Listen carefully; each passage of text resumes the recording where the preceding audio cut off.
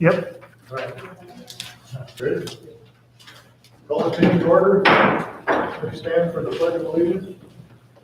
I pledge allegiance to the flag of the United States of America and to the republic for which it stands, one nation, under God, indivisible, with liberty and justice for all. Please remain standing for a moment of silence.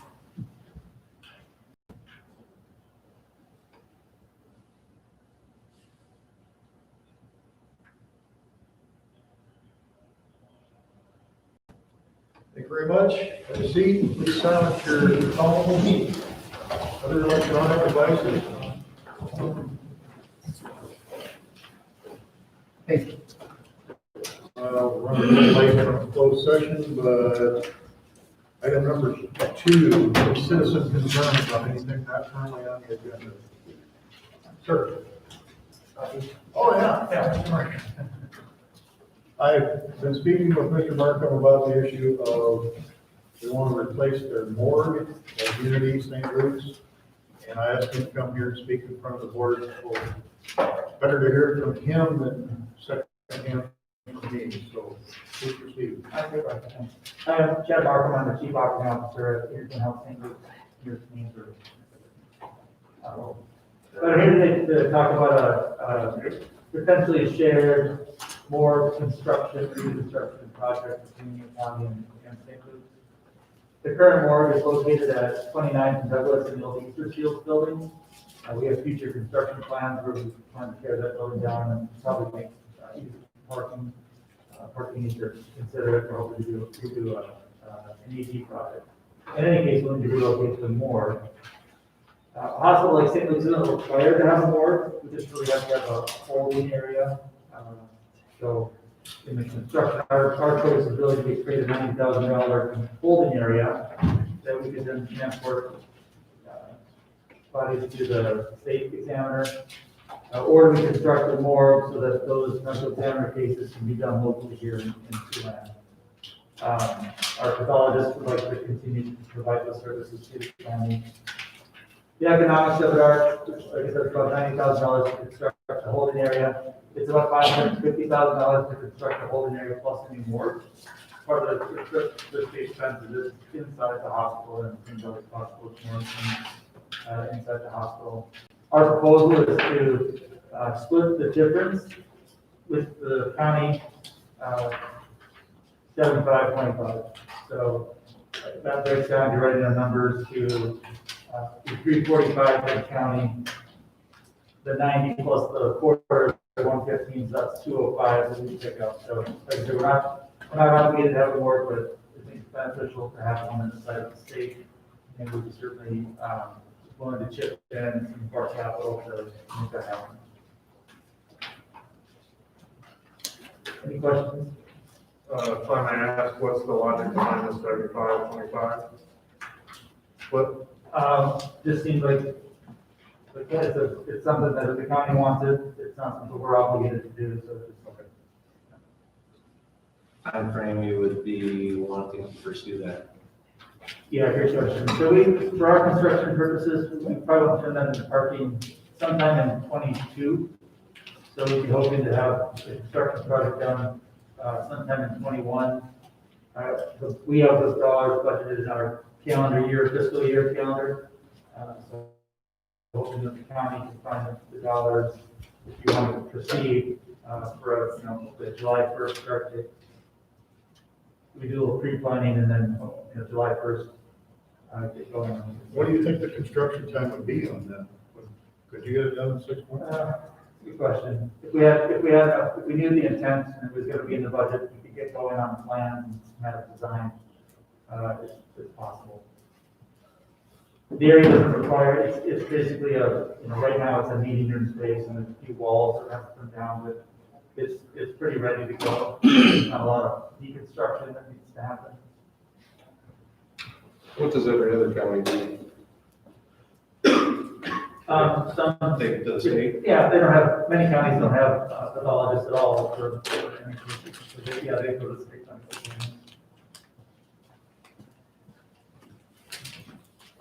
Okay, what's the need outside of the medical examiner for the hospital and having a morgue.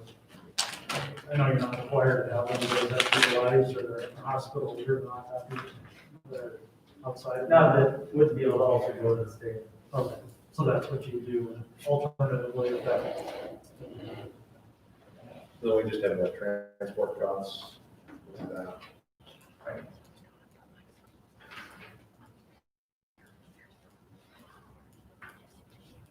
And I don't know what the state would. Charge for.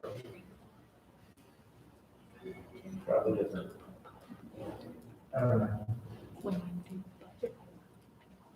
Okay, we'll make sure.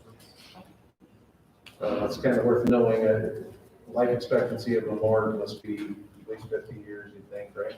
I would think.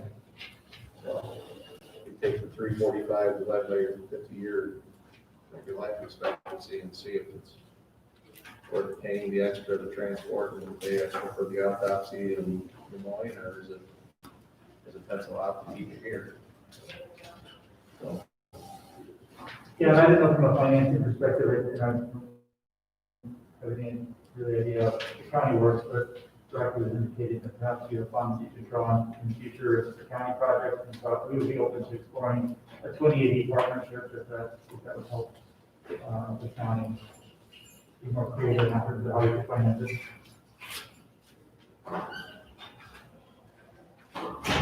but it's not one of those like, one of those rec, like where we use the funding for the hotels and the expo center, it's not one of those kind of cap grants. Or just, want to come visit your more. Yeah. Any other questions for Mr. Martin?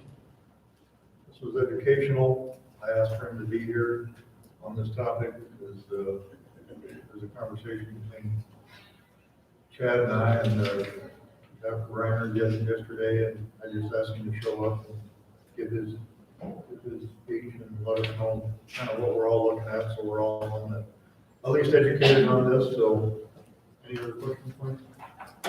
Sir, the question for the board, how can we find out the cost issues and the transportation per year, and then the difference in cost per year, so we can make an educated decision?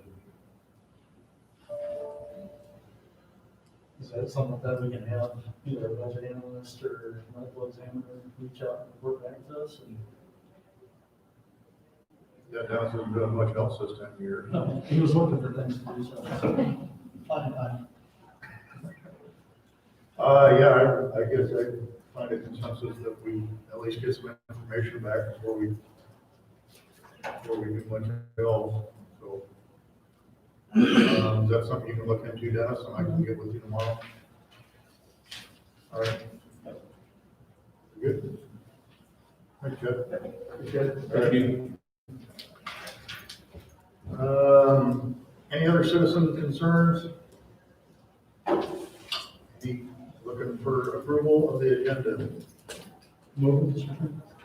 Motion by Taylor, second by DeWitt. All in favor, say aye. Aye. Opposed, say nay. Passes 5-0. Items 4 through 9 constitute a consent agenda. 13 action items to be considered by one motion. Items pass unanimously unless a separate vote is requested by a board member. Item 4, approval of minutes of the January 12th meeting. 5, approval of claims. 6, county auditor receive appointment of Gary Lodeman as Woodbury Township trustee.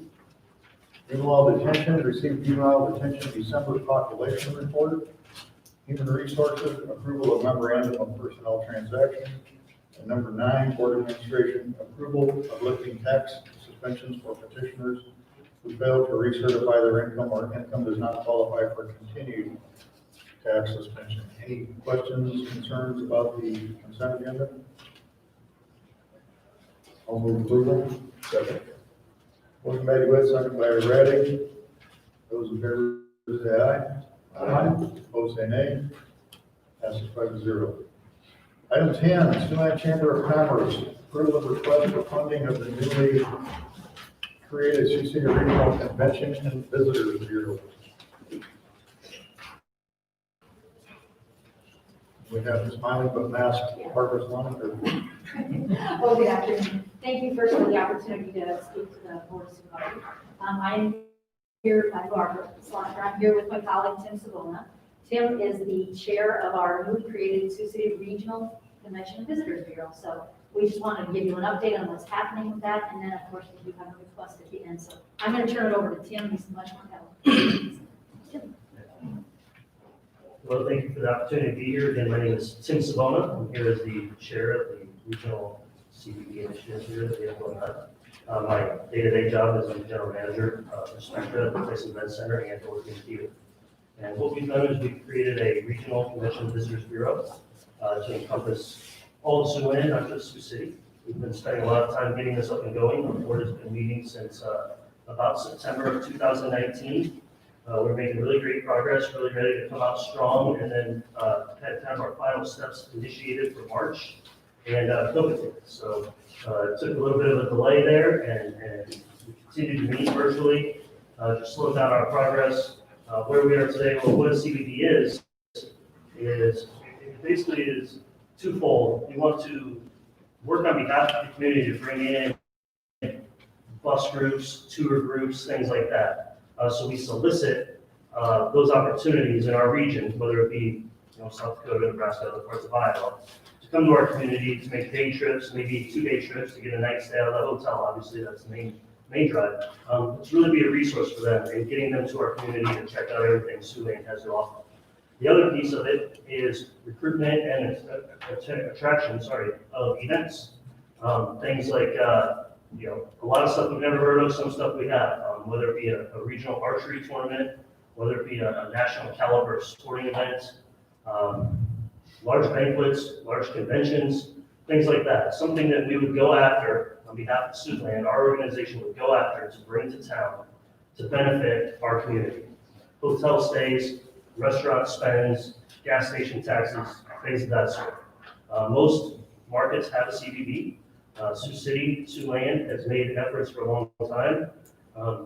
It's gone through various kind of levels, but where we are today is in a really good spot. We've hired our first employee. His name is Ron Bauer. He started in mid-December. He is on board. We have attracted support from Sioux City, our primary funder. North Sioux City has signed on to help us out. Sergeant Bluff has signed on to help us out. We're still in the process here, which is part of the reason we're here today. And then the primary way we'll be funded long-term is through hotels.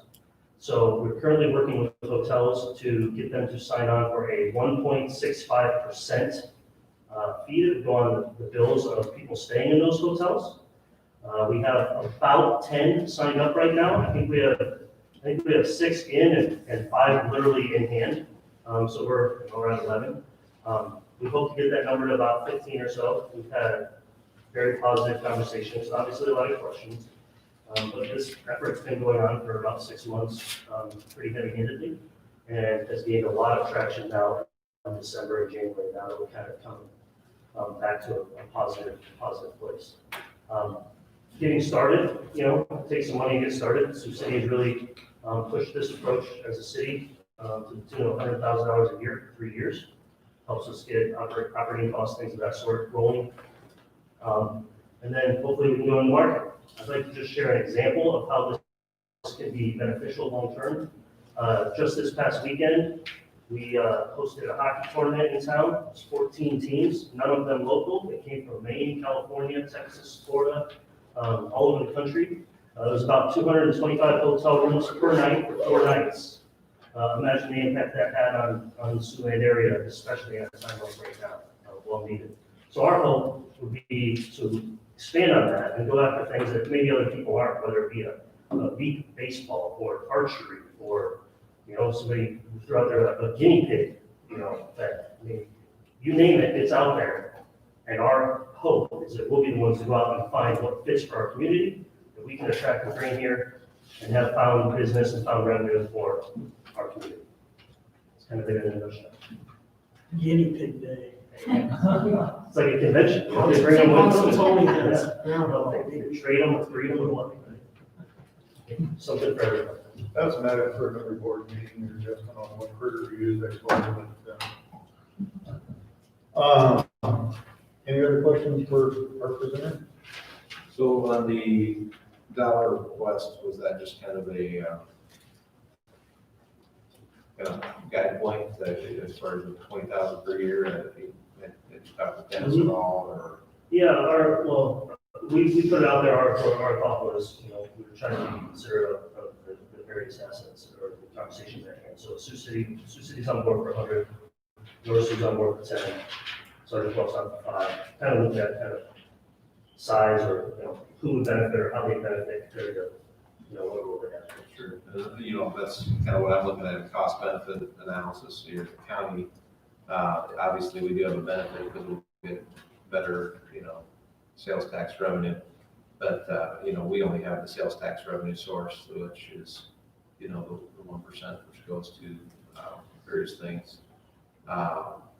Whereas the city has the sales tax plus they have hotel motel tax on top of it. So they have kind of that added benefit. And I was on the council probably 6-7 years ago when somebody was first asking about something like this in Sioux City, and it wasn't the responsibility of the city government to create it. So thankfully you guys have taken that effort and started getting the ball rolling, and 3 years into it now, you're seeing some real traction.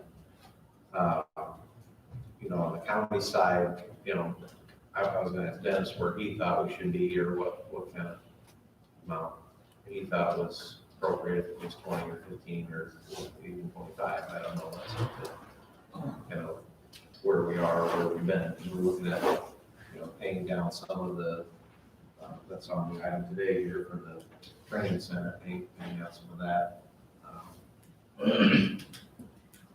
Okay, in case the 20,000 per year, yes, we can go up and down on local office sales tax. We did sell the grocery store out there, we got 56,000, so over 3 years, we might have to come up with $4,000, which we can. I think the benefit is there, to have this, and join with the city, with our club, with North Sioux. And it will affect just not our only communities there, it could affect Mobile, they have a motel there. There's other places, gas stations could be affected, there's a lot of things that could be affected.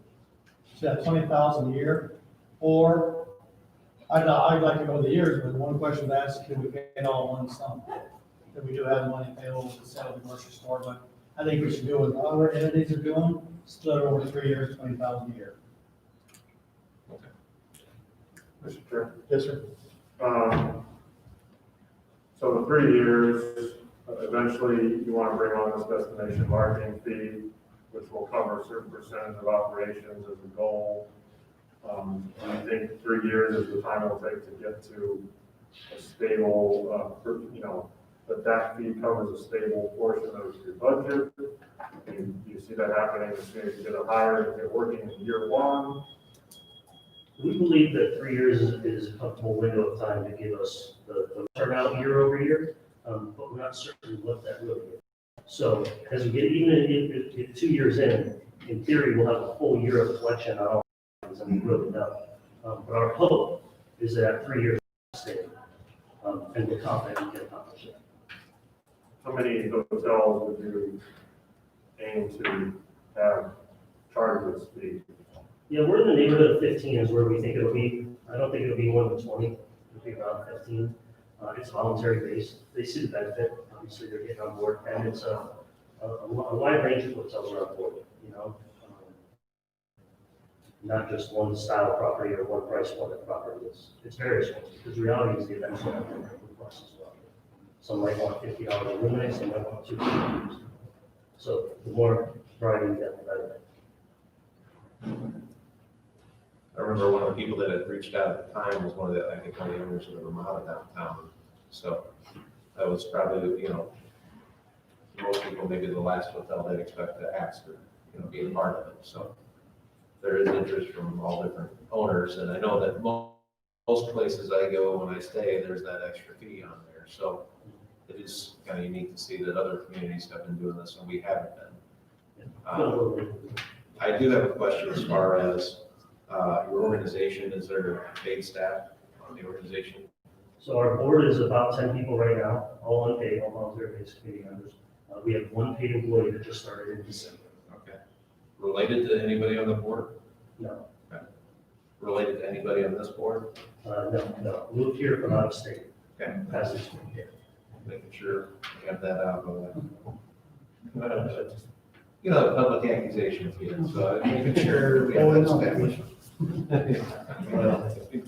What was the, can you get into the, why this person moved? They're gonna be championing the local community? Is this their roots? How does this happen?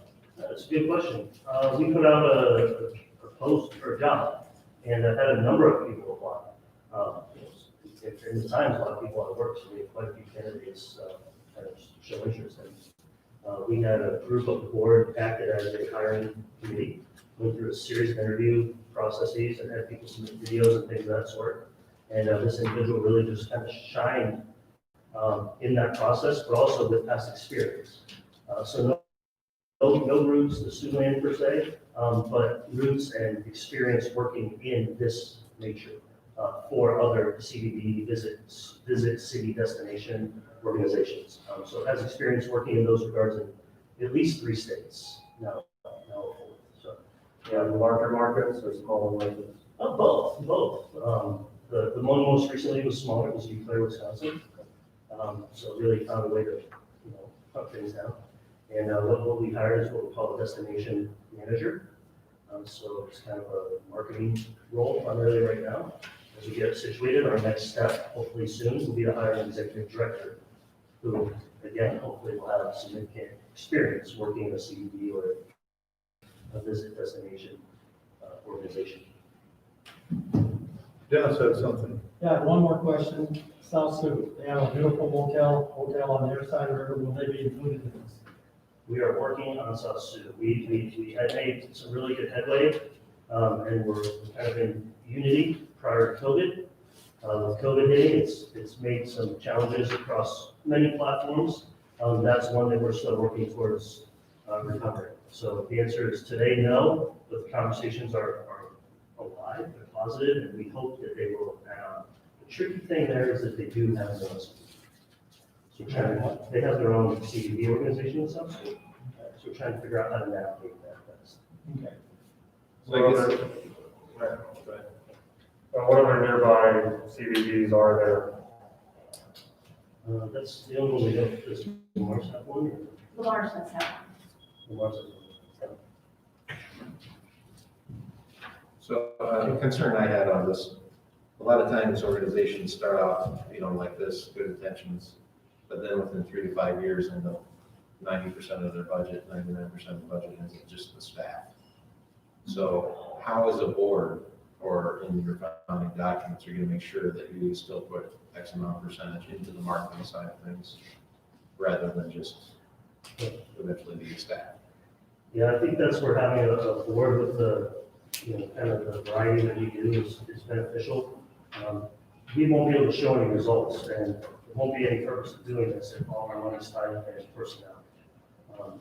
We need money to spend on events. Typically we're paying events to come. That's usually how this works. So if we don't have money to pay the events to come here, we're in trouble.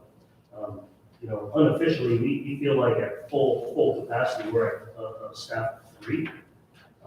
Realistically, it's probably more like 2 for a long time until we have significant results. We've already made one hire in a responsible fashion. So I don't see that being an issue. I understand the concerns certainly. The board members we have on board are very cautious and aware of that. And we also recognize that there's a lot of pressure on this, for people like myself, the city's not flying.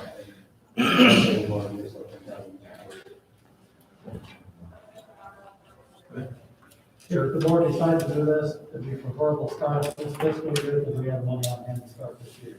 So it'll be This year or the year that This was one, this year, 21?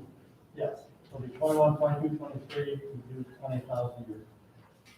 Well, I see this as a renewed commitment from the part of this board to the business community, and cooperation with the city, from city-county cooperation on economic development.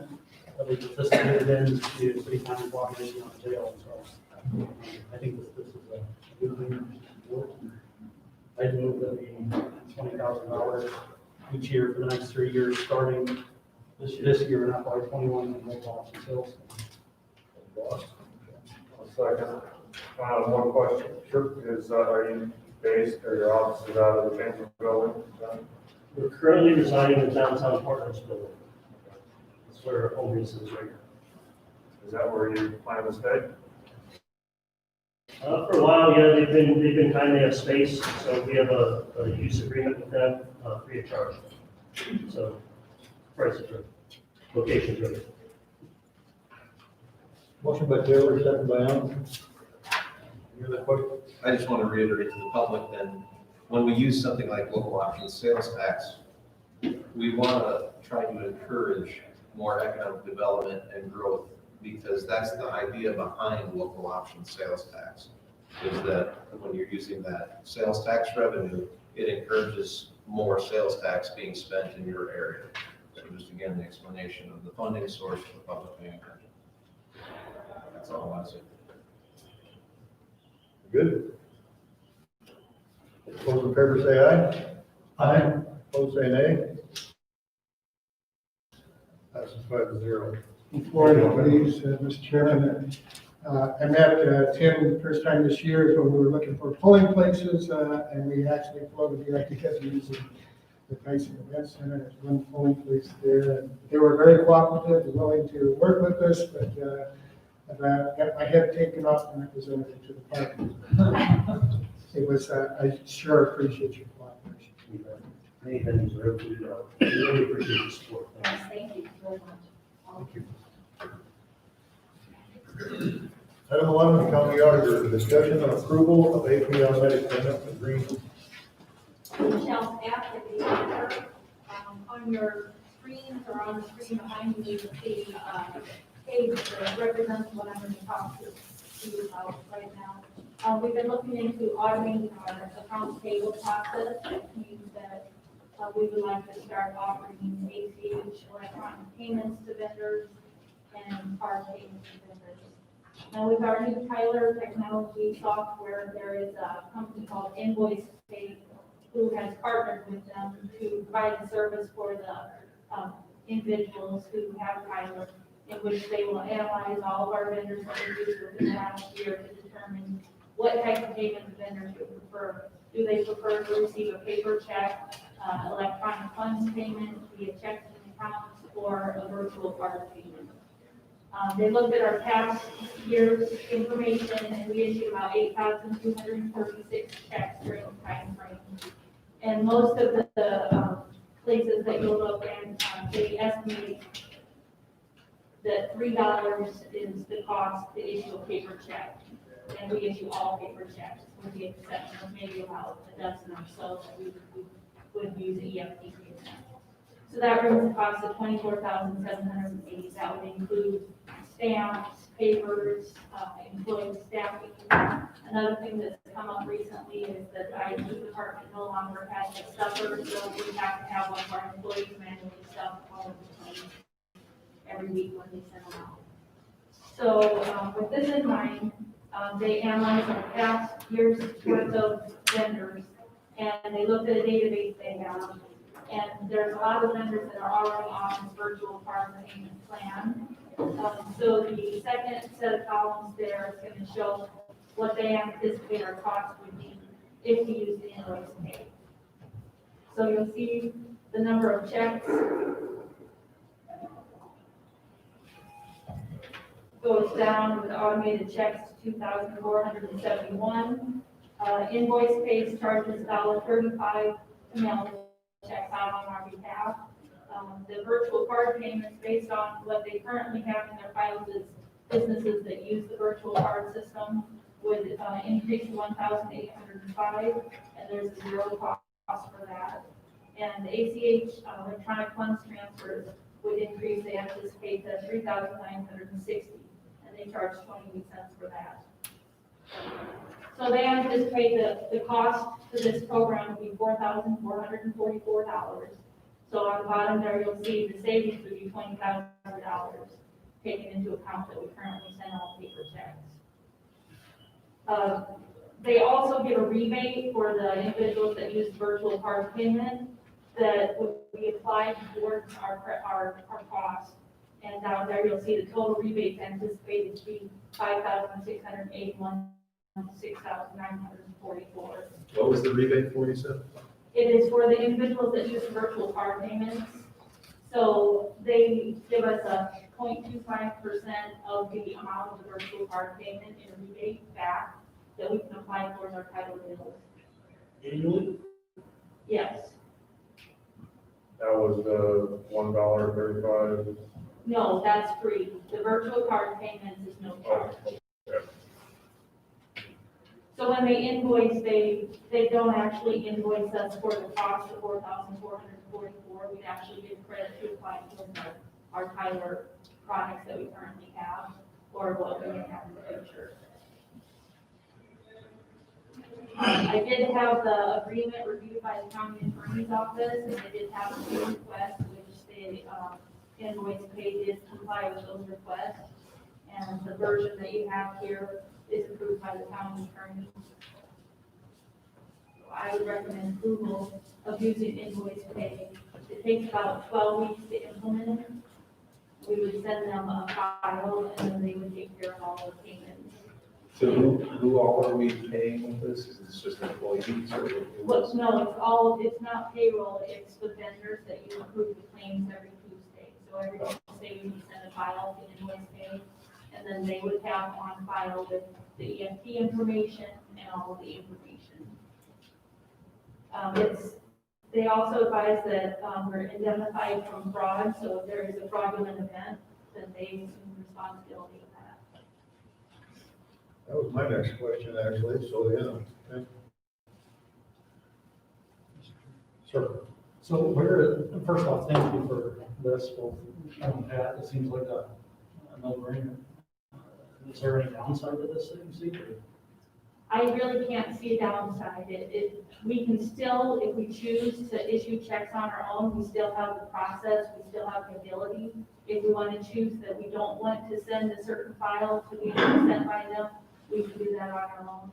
If we have a check that I have to call for approval outside of the norm, we can produce that check and send it out. So we still have the ability, we can cancel the agreement at any time. It's not in my hands. Dan, thank you both very much. Where is this budgeted out of right now, Michelle? In other words, the costs that are up here that we're saving from? The $3, I would say. No, I'm sorry, the total amount, where it says rebate cost savings, and is this embedded somewhere within our budgets right now? Well, no, because this is a new proposal to implement this. So what would be embedded within our budgets would be the $24,708, which a majority of that would be for personnel costs. And then the board office would have postage and that is paid by the board. So that would be within the board's budget. So the Personnel reality costs would is, be partially in the IT department, which I don't think that they can give you a breakdown, from WCICC of exactly how much of their staff's time is spent. So again, That was too much. so I guess it's, and Dennis, you can correct me if I'm wrong, this isn't something then that it sounds like we can say, well, we're going to be able to take off $20,000 some odd dollars from these 2 or 3 line items that may be embedded and spread over a lot, but may help, for example, our reserves by not having spent balances in a lot of different funds. Is that? Also, it can help our mailing, costs on our mail system. If we mail out $8,200 less checks, potentially it'll save whatever costs you have to check out. And that'd be a general issue. but the reality is they still have to charge per transaction, so it's dollar-wise, we're not gonna actually save that kind of dollars, we're gonna save staff time and have staff time be able to do something else. That's the reality, isn't it? Their cost per check is a little bit less, yeah. And moving forward, if we realize the projections on total rebates, as long as the total costs don't increase year, invoice pay is paying us $2,000 a year, maybe, essentially. Yeah. Costs are $4,000. It would be If a our credit rebates are towards, cents. it would be a credit towards our title bill, so yeah, it would be made based on the current census that we have. They looked at it and analyzed it, and they said that Woodbury County is by far the the biggest that they've ever seen as far as the bang for our buck of converting to this. Because we do all paper right now, we're still in the paper world, and that's unusual. I'll move approval. Second. Motion by Ellen, second by Ray. And I'm not losing sight of the fact that you said that if we don't like it, we can bail. Very good. So, any other question? All those in favor say aye. Aye. Opposed, say nay. Passes 5-0. Thank you. Thank you, thanks, Michelle. Okay. Secondary roads. Award bid for Breeze Farm Rental for 21, 22, and 23 to the high bidder.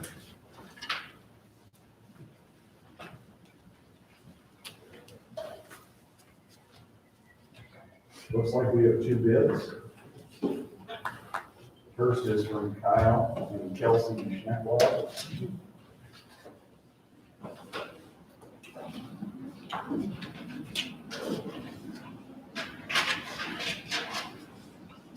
They're bidding $317 per acre for a total of $12,997.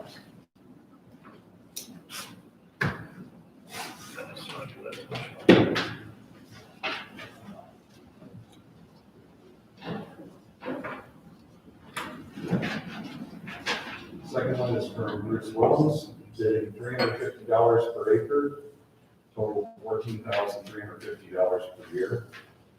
I recommend award of the farm lease to Bruce Williams. I'll move that. Second. Motion by Dewitt, second by Reddick.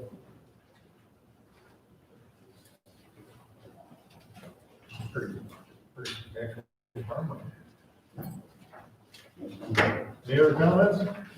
We typically do that award pending, permission of the letters of credit from the bank.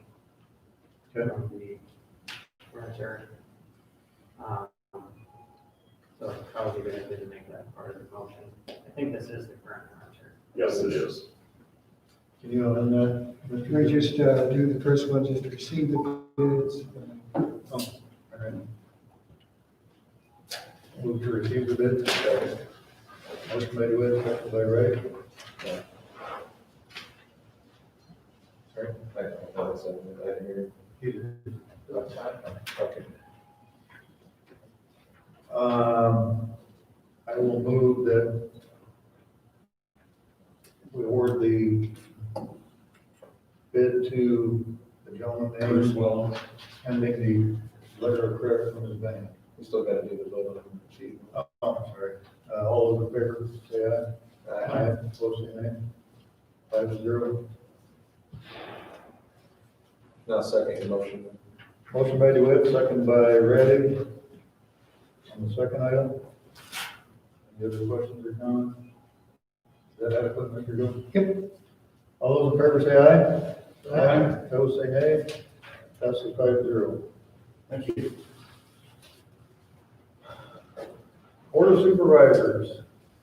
Approval of loan payoff to the Dubuque Bank for the Prairie Hills Training Center and the Sheriff's Office.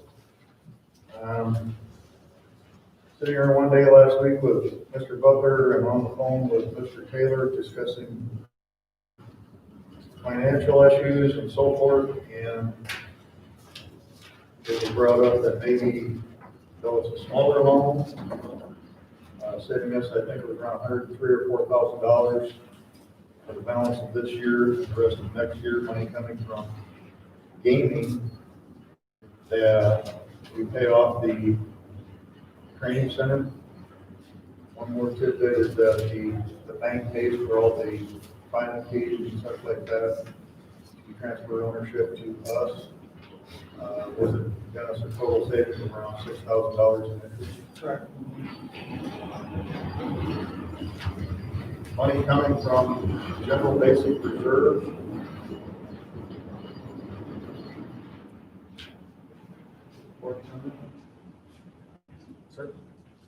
So I think I shared when I first looked at this, it was a struggle for me because we've been looking for as much as we can in order to bridge that gap. But when you say taken from the first. I think that's much more preferable, especially if we can, in the same breath, or if you're amenable in this motion to dedicating that same amount from gaming to property tax relief in this year and the next.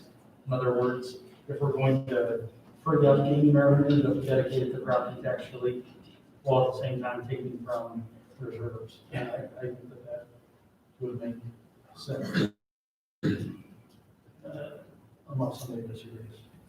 I'm generally not in favor of using reserves just to drop the rate or our debt service, but I think on one hand, this is a smaller amount, so taking it from reserves. Secondly, the interest rate is 3.25 when we're ridiculously low interest rates at current rates. I just think that it might be minimal, but it's a small savings nonetheless. Money that we can use going forward. That frees up that much money from gaming, and I just, for that reason, I see the benefit of it. But yes, I'm not opposed to splitting it over 2 years. What would that amount be? Dennis, can you remind us in gaming that we owe this year and next year? This year, we haven't had for all of it yet. So we have one to pay. Next, we have 74,344. Next year, 37,172 and 23. So the two combined is 111,516. If you take 50,000 each year, that still leaves 11,000 back in gaming revenues. Take 50,000 22, take 50,000 23, reduce the debt levy. The reason that's more there to reduce the levy, it isn't legislatively restricted. It is, but it isn't. You're saving your base in your general basic fund. And I like the fact that, and I think my sense is as a board, we're starting to form this, it's a 2-year problem, here's a 2-year plan or a 2-year response. So I would be favorable to this as long as in the same motion we can dedicate an increase $50,000 in gaming revenues to reducing that. So again, the total amount we're saving is, you said Dennis, 111,000. By taking off now, we're taking the money in the gaming revenue, we're taking the money paid off on general basic reserve. So instead of using reserves to reduce tax asking in general basic, we're getting a little bit of reserves, taking gaming revenue, which won't affect our tax base, and using that on the gaming revenue, and that was 111,000, so we're only using 100,000, 111, 11,000 stayed in the gaming revenue for other purposes. So Dennis, what is the motion? The motion would be to pay off the loan. That's what's on the agenda. Yeah, pay off the loan. The other we can do during the budget cycle by the board can agree, yes, that's what we're gonna do. Because Jeremy will be here, so we're trying to just say that's what we're gonna do. So We'll you're do a just, motion during budget so you're cycle. just gonna pay off the loan and it's gonna come from what fund? General basic reserves. Correct. Yes. Thank you. So is there any way to contemplate the dedication of what frees up the gaming revenues in the same motion? I mean, since we're in the general, Well, free up 111,000. I understand that. I order to make it, not just, You know, I think that's another motion, and all this is doing, just saying we're gonna pay it off, but the board is saying we're gonna use it for 2 years to pay off part of the debt. It's not on the agenda, so. No, it doesn't. somebody put that on the agenda for next week. Appreciate it, I just don't want that to go by the wayside. Yeah, we can work on that part. Was that your motion to pay off the loan? Yeah, it's using general basic reserve. Okay. Motion by Taylor, second by Hung. Got a fair amount of discussion anymore? All those in favor say aye. Aye. Opposed say nay. Passes 5-0, thank you. Item B, approval to eliminate the EMS loan fund. The EMS loan fund has run its useful life where 501c3 usage makes more sense to the volunteer forces than borrowing money from the county. this fiscal year will be difficult and the EMS fund is rarely utilized. It makes sense to fund this item and encourage volunteer forces to acquire their 501c3 status.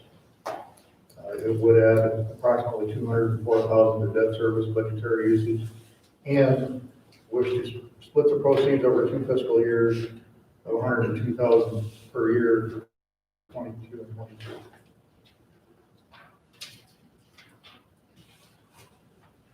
Comments or? Sir? So I think you did a little bit of research and reaching out to our bond council. My understanding was the question was posed to Joshua on whether a municipality can, or a 501c3 can get a bank qualified loan from the county, which is what we've been suggesting as an alternative. So Dennis, do you want to speak to just a little bit of what bond council's response was? Yes, as far as, I don't, with Josh, I don't have conversation, I talked to Jason, who does our bonding for us. And each city does have a $10 million cap on bank qualified loans each calendar year. I don't know if any other cities have actually used that, but there's a couple stipulations that they do this because they can't go over the debt limit, which is 5% of the total assessed value. They have to check to see where that location there, but the fire department does not have to be a 501c3, but the cities actually borrow the money. They qualify loans if I do our CIP projects, like this would be a fire department within their own jurisdiction. And then the townships would have to have a 28E agreement with the fire department, which they should have in the first place, saying how much they're going to contribute to the payment of this loan that the city is going to be responsible for. So right now, they'd either have to pay the city or they'd have to pay us. Now we're doing a shifting us from being a banker and shifting to the cities, where it really should be. And like I say, about 10 million per year. I'm not saying it doesn't go that high, I would expect the full town like Smith would go 10 million. There's no way for them to pay back, but they do have a cap of 5% of their assessed value.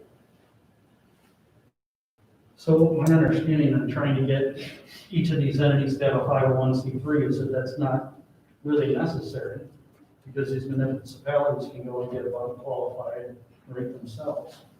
So the only difference being that this is interest-free. Right now, my understanding is there's been a cap of 50,000 anyway, so I reached out and talked to Lawton's mayor, and they purchased, without using us or any other entity, $279,000 fire rig. 59,000 came from a CD that we do, the fire department, 20,000 from the association, and they split it between Lawton, Concord, and Bancroft townships, and we probably never knew, I don't know if you did either, that this had happened, but they went out on their own. And knowing that these different towns can do that, they don't really need the county. The only difference would be fairly minimal amount of interest. So I tried to do some due diligence, reaching out and seeing. He was unaware of an ambulance purchase in conflict, but he also let me know he's newer to the job, so that may be in the pipeline as Gary was reporting to us.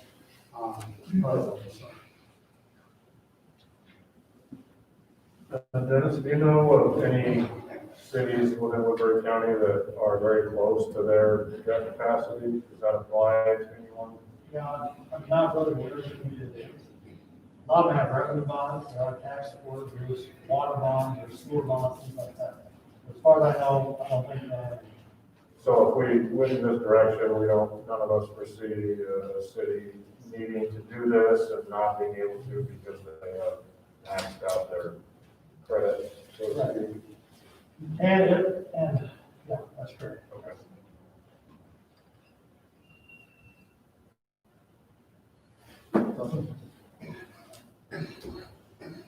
We get a motion on that, Mr. Hill? No, I will move approval to eliminate the EMS loan fund. second, Motion by DeWitt, second by Ray. but just one quick question. Or for Dennis. Right now, Dennis, what's in there? We have 2 more payments of $10,000 coming back, is that correct? We have 100, and again, I think to split it, we have to have another motion, that's not part of this motion, this is just eliminating fund. So we can have that on next week, to come back and dedicate 102,000 each fiscal year to debt service reduce that. And it's good to do 2 years, because you're gonna have to bounce up and down, big flat. Can't you just modify it? No. Well, I don't know, Pat, can we go ahead and dedicate that money, half and half, the debt service for this motion too? I believe we can. Okay, let's do it. And that is my motion. That's great. Seconded. Any more comments? Thank you for the question. Just to clarify, the half and half means the 2 fiscal years. Correct. Correct. This year 22, maybe 23, 24, hopefully we got revenue coming in. But at the same time, it's essentially the motion that we're gonna go down to half in this, or we're just eliminating it, dedicating it to the 2 fiscal years. Sounds like it's eliminated. Eliminating and dedicating the debt service over 2 fiscal years equally. Yes, that was the approval to eliminate the MS loan. And then dedicating the proceeds over 2 fiscal years. Gary, do you have any questions on how to communicate this out? No, I think I said everything I had to say last week, so.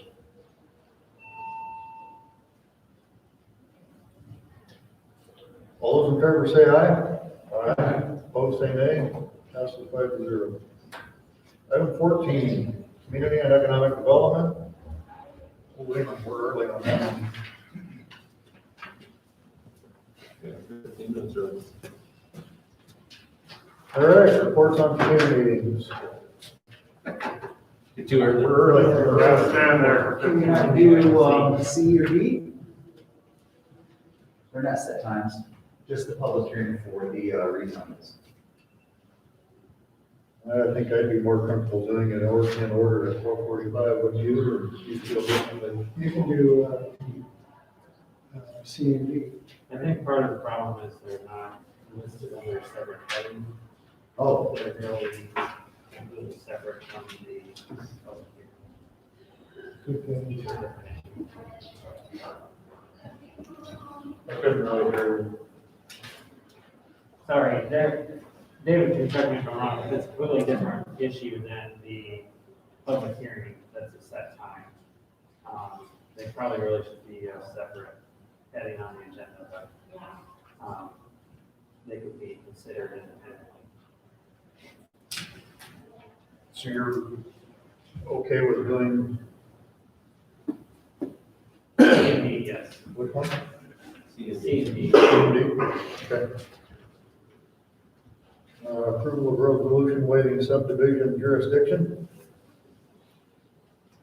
David Gleiser, Director of Community Economic Development. This item is requesting the board, the City of Sioux City is requesting the county to waive its subdivision jurisdiction for a major subdivision that's being planned 600 feet east of the present intersection of Cedar Hill Boulevard and Old Lake Port Road, about 750 feet south of Morningside Assembly of God, and it abuts Oak Creek Road for about 1,750 feet. The main portion of the development plan, which is 44.5 acres total, is owned by 3Ds LLC and is being purchased by Koskovich and Murphy Developments. There's a 600 by 60 foot stretch of subdivision that is going to connect Old Lake Port Road. It is owned by the city. This neck will make the development area contiguous with the city's corporate boundary and is part of the land that the county is being asked to waive jurisdiction over. The developers are in the process of purchasing the land and have submitted formal applications for annexation and preliminary plat approval for the subdivision with the city of Sioux City. As the annexation process can take 3 to 4 months to complete, and the developers do want to begin grading and construction as soon as possible, the city and developers are requesting the county to waive this jurisdiction review. On November 24th, the county zoning coordinator and myself met with senior planner Brent Nelson for the city of Sioux City to discuss the project as proposed. And on November 30th, myself, county zoning coordinator, county engineer Mark Nara, and assistant county attorney Joshua Whitman, we met, huddled up, and discussed this proposal. There was consensus that we would waive our subdivision jurisdiction if the city was agreeable to the county engineer's written recommendation regarding roadway improvements, which includes requiring the city to use the center line of Elk Creek Road. And the county engineer has and will continue to be involved and have input on roadway design and improvements. We recommend approval for the following reasons. As proposed, the project would not be feasible under county's current zoning and subdivision ordinance. What they're proposing with 100 to 120 units is a much denser population density than our suburban residential zoning district would facilitate. Second of all, because of its proximity to city sewer, a large portion of the development area would be required by state law and local city ordinance to connect to it. And being within 2 miles of the city's corporate boundary, the city is afforded an extraterritorial review. And so the city's planning and zoning commission would review the subdivision, and they would not grant approval unless it met all of their requirements for zoning and for roadway construction. So I think it's in the best interest of everyone's time involved, all parties, that we just go ahead and waive our jurisdiction and allow the city to start and end the subdivision application process. Out of curiosity, you know if this is gonna lead to the paving of that portion of Elk Creek Road in the future? That's a question that I'm not able to answer. Any chance you know on that, Brent? You can nod or shake your head if you know. Brent, would you care to take a step at that?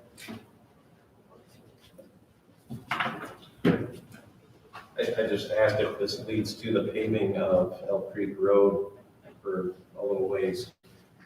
Brent Nelson, City of Sioux City. Not directly, although I understand there are some discussions with Mr. Nara and council members to pay part of that at least. The proposal that's on our desk now is simply to do some grading on Elk Creek Road over the hill and take care of some drainage issues. And right now, we have a proposal on our desk that involves paving Elk Creek Road. Was Singing Hill's gonna connect through then? Yes. Okay. Yeah. Singing Hills will connect from Old Lakeport Road out to Elk Creek Road. So there'll be a new intersection for Singing Hills Road out to Elk Creek Road. My county office is preparing plans for grading floor paving on Elk Creek Road. We've been contacted by adjacent landowners who are cooperating now on regrading that road from the Christie Road, Southern Hills Road, Old Lakeport Road intersection, all the way out to the subdivision. There have been some real preliminary discussions about paving. This is not something that we have in our budget to pave as far as secondary road department. But if there was a way to fund that project, it could be looked at as a potential paving project. When I got here back in 2009, improvement to Elk Creek Road all the way down to Glen Ellen Road was part of the county 5-year program, but it had been in there over 20 years, and there was no foreseeable way to fund that project. So now we have a landowner who is going to take care of the cost of that grading in exchange for the dirt that we generated on it.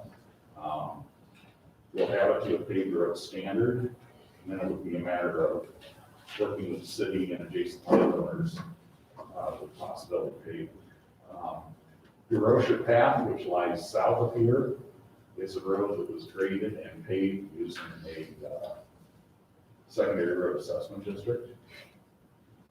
That possibility may lay out there for whatever county portion of this work would need to be done. But again, this is all very preliminary as far as actual paving. The grading work will be covered by adjacent landowners. So I guess I'm just, because I know that area a little bit, you're not, a wild guess, would you anticipate it going out of the Rocher Path or not that far? At this point in time, it's south end of the subdivision. There's issues with finding funding once we get to the south line of this subdivision, it's all county jurisdiction from that point farther south. And we would need participation of those adjacent property owners to pay for paving. There may be a paving agreement on that subdivision that lays to the south, but that's something we'd have to check back with the establishment of those lots that lie along the road. But again, that's only half of the road, that's the west half. The east half is a problem. And, until that's improved or subdivided, farmers don't generally feel they need a paved road in front of their cornfield. Nor do they hope to participate in it. But at least down the south end of the subdivision, there's the possibility of some assistance with cost. As it stands now, the plans we're reviewing involves some grading to Elk Creek Road, but does not involve paving. Of course, all the streets inside the subdivision will be paved. So that, Yeah, this will give us the opportunity to get that road into condition where it would be ready for paving at such time as the development fully develops. There's interest from adjacent landowners to see that through. Or from the city. So in the annexation, the parcel that is owned by the city that will become Singing Hills, that's gonna be the connector to annex this land, so it's gonna kind of create like an island. Is that correct? We don't quite create islands, we're not allowed to. Oh, no, I know. It's more or less a flag, I call it. Yeah. You've got the narrow strip and then the large subdivision, I would call it a flag. Yeah, that's a good name for it. Peninsula. The neighbors in the area really don't Right. want to annex right now, and we really don't see any reason for this. What did you say? The neighbors that are living on the, Hopefully. yes, on the east side of Old Lake Fork Road, really aren't in the mood to request annexation, and we aren't really in the mood to do involuntary annexations right now. Okay, thank you.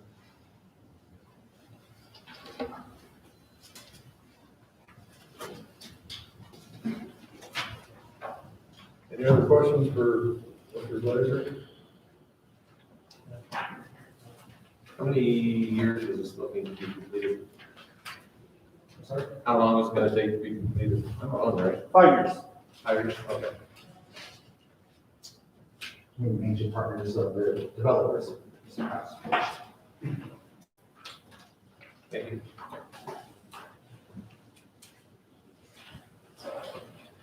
And for those reasons, we recommend approval to waive subdivision jurisdiction and approve the resolution. I'll make that motion.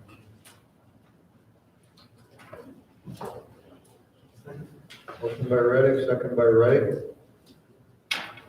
Any last minute discussion? All those in favor say aye. Aye. Opposed say nay. Passes 5-0. We got about 3 minutes here. David, approval of termination non-renewal of contract on online permitting services. Do it. Basically, I'm just requesting the board's approval and wanted to give you the acknowledgement that I would recommend that we not renew our 3-year agreement with Schneider Corporation for subscriptions to their electronic online permitting. We signed and entered an agreement 3 years ago. It ends this June 30th. And basically what we were doing is paying $8,100. The first year we paid for it directly out of my budget, and then the board allowed up to permanent revenue to pay for the additional 2 years. It's not going to, there's no cost savings today because we did not line item budget for this in the coming fiscal year. And so what we're doing is essentially avoiding the ask. Unfortunately, we gave it our best shot to try to really market this and get this going. And honestly, I thought with the pandemic, we would see a surge in online permits. However, we just have not. It's utilized very efficiently. I cannot justify the expense, and therefore I'm recommending you allow me to not renew that contract. Motion by Taylor, second by DeWitt to approval of termination and non-renewal of contract. I do thank the board, for, going down, this path with me and, taking my recommendation and trying it out. But it's just something I can't recommend we do. Thanks for being willing to say it didn't work. Did you have something? Same thing, Mr. Wright said. Yeah, if it's not worth it, it's not worth it. There's no reason to keep pumping money into it, so. All those in favor? Aye. Those opposed, say nay. Passes 5-0. Are we close enough, Mr. Gill? You are on time. We are on time. This is a follow-up item. It's a second public hearing for an application from Dustin Joseph Steineke to rezone his parcel, which is 8942-151-00010. It's located in the southeast quarter of the northwest quarter of Section 35, Township 89 North, Range 42 West. This is in the median township and is addressed as 1548 Highway 31, Correctional, Iowa. He's requesting to rezone his 1.39 acre parcel from the agricultural preservation zoning district to the limited industrial zoning district for future commercial use. If approved, the applicant will build a 36 by 90 foot building to facilitate the operation of his trucking business, Silver Steer Trucking. The property is not located in the floodplain. It has gone through all of the process in terms of zoning commission held a public hearing on this application, and they also voted unanimously to recommend approval. The applicant, his land is short, it is shy of the 3 acre minimum requirement that we have in the limited industrial zoning district. So this applicant had to submit a variance application concurrently with this, and they're both tied together. The variance application was held and approved by the Board of Adjustment, and so they are going to allow him to have below 3 acres. The applicant did sign a written affidavit saying that if and when he could obtain the land while under county jurisdiction, he would do so. He tried to buy the land to get the minimum acreage requirement, but the landowner was not interested in selling at that time. The city of Correctionville has this neighborhood, this area mapped out in their long-range comprehensive plan as an area that they plan to annex and would like to rezone as light industrial. Their light industrial zoning district basically matches up to our limited industrial zoning district. Our county future land use map shows this neighborhood as being zoned as transitional agriculture. And that means that in 2005, we thought that that area would be lean from ag to residential development, maybe more like a country acreage type of setting. That has not happened since 2005. And in most recent years, there has been a change in ownership of land, and there was a sale of a piece of ground that led to the development of Dollar General store there on Highway 20. And the current landowner, a big landowner in that area, would like to see further development. And so it's an area that we do believe will transition to the general commercial light industrial, and that's why we recommend approval. That's about all I have. We're now in public hearing.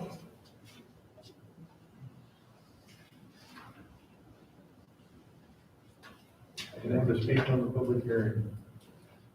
Or against? We notice this as we always do, as required, and we have not received any written or phone calls against this. There was actually a large number of written letters in support by adjacent landowners and the nearby city of Correctionville. So outside of any public input here, I would say that the public input or support for the project has been favorable. Hearing no public input, I move we close the public hearing. Second. Motion by DeWitt, second by Lund. Any other, all those in favor say aye. Aye. Opposed say nay. Passes 5-0. Item B, adoption of ordinance and waiver of third reading and final approval.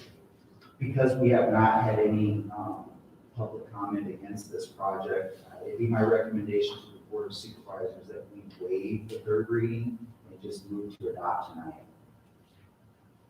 Do you have any legal opposition to that, Mr. Woodman? No, I think in general, we shouldn't get into practice of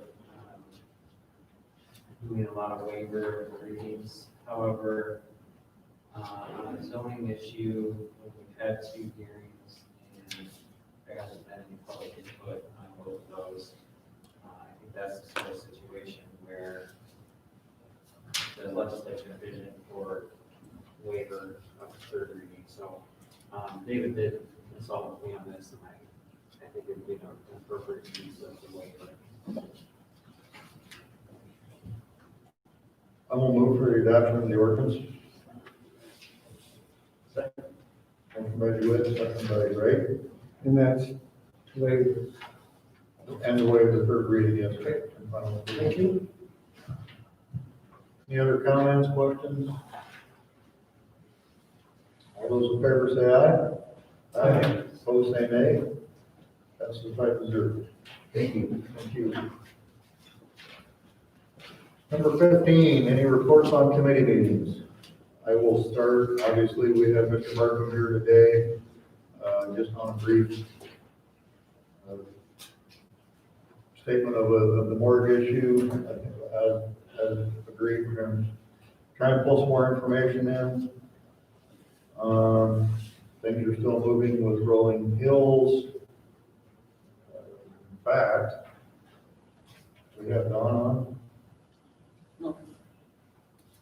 Can you get her on, please? While you're doing that, we'll move on with any other committee. Mr. Chair, did you have a CSI more meeting? There was, no, this morning, one was Thursday. Trying to think what we did on that. Well, one issue out of that was I never did find out any more on that. Thanks for asking. There's been some questions on some repairs, some mud jacking, those kind of things. And there was an additional $180,000 to be split 3 ways between the city, the county, and Western Iowa Tech. I'm not sure exactly what happened there yet. But it sounds like there was a 10%. Did you see that, Mr. Woodman? There was a contingency fee of an extra 10%. I need to get back with Rebecca and maybe even Mayor Scott and see what happened there, because something isn't quite right.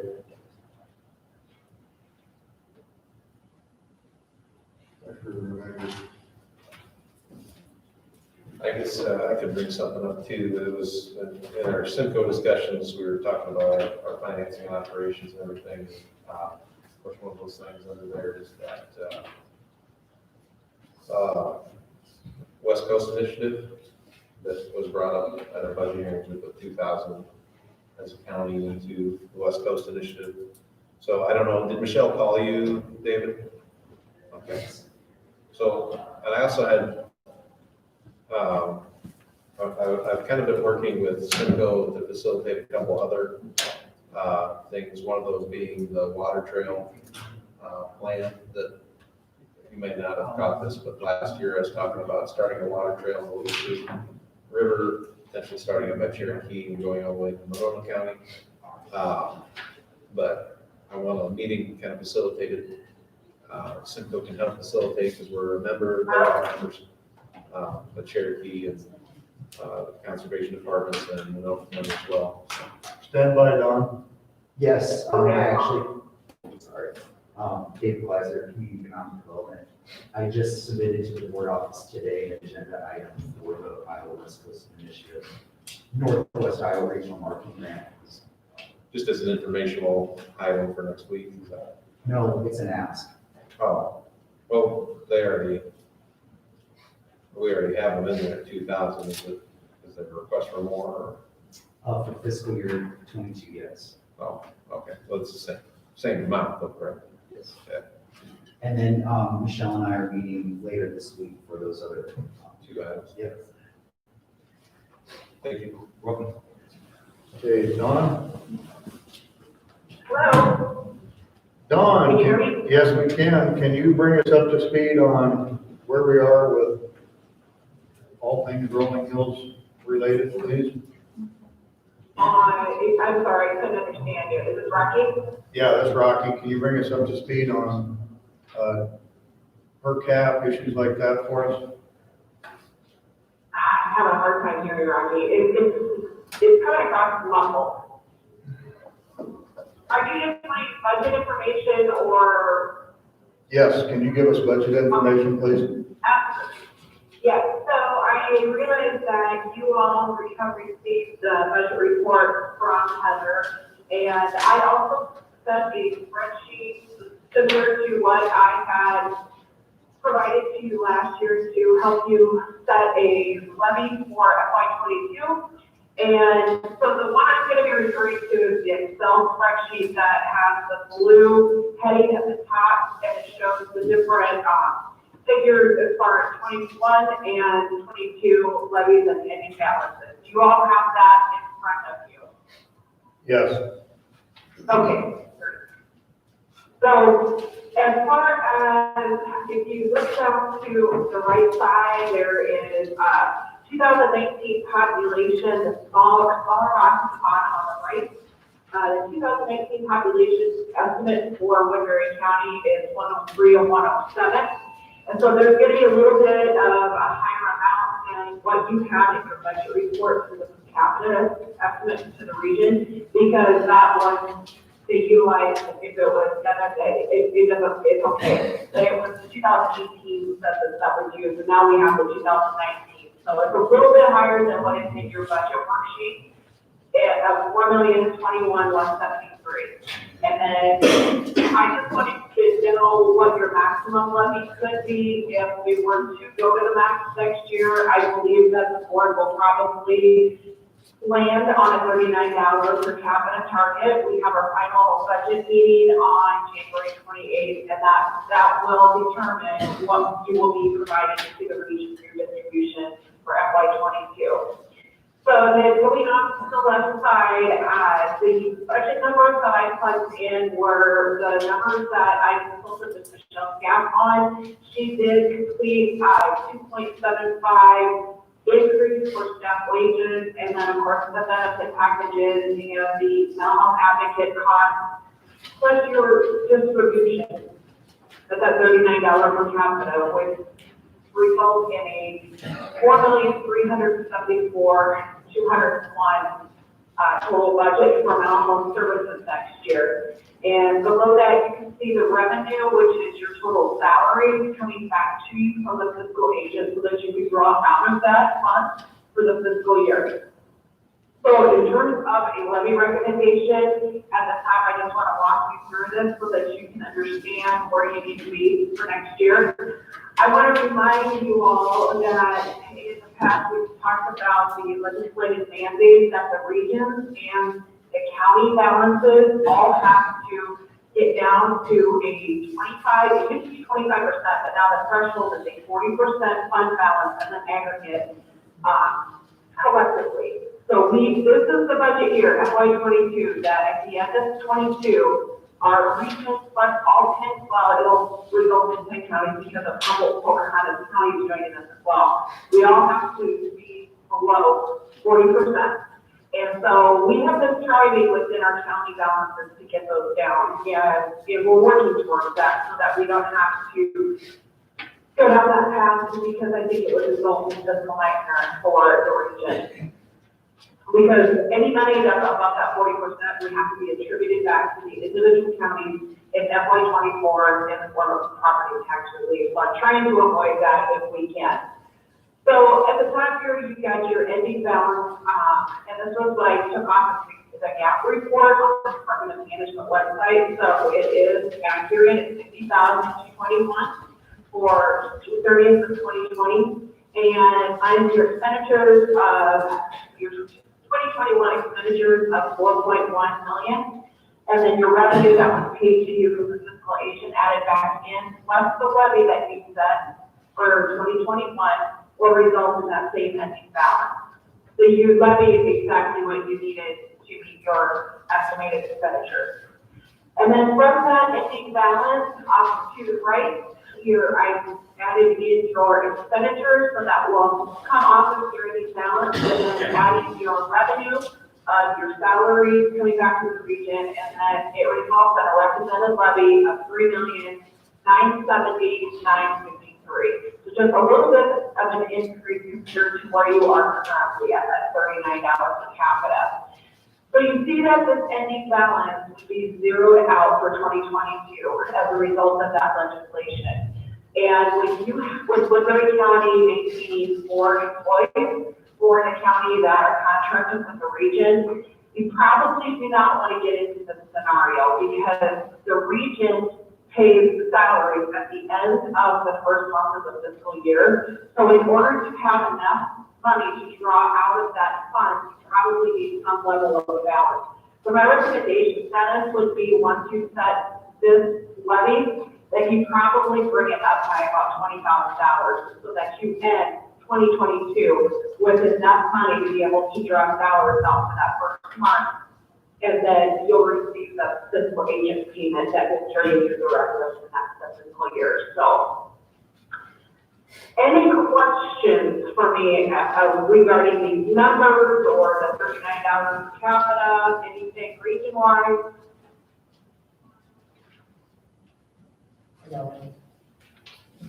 Dennis, Don, to be clear, I had $4,008,384 to levy as taxes. Am I right now we go down to $3,970,000 or do we stay at $4,021,000? Your levy off the Department of Management website was 3.8. So if you look at 2021, Dennis, which would be in the blue at the top, it would be the fourth number in. That's what your actual levy was, plus your revenue coming back from the region. So it totals your expenditures, so you are 100% covered under. Your actual levy was the 3.8. Correct. So for next year, your actual levy recommendation is 3.9, and you probably want to be a little bit higher than that, so that you end with the funds to pay salaries the following fiscal year. And if you want to, consult with me after the meeting to just make sure that, we can talk tomorrow or as you get closer to finalizing your budget, and I can assist you in making sure we're on the mark there as well.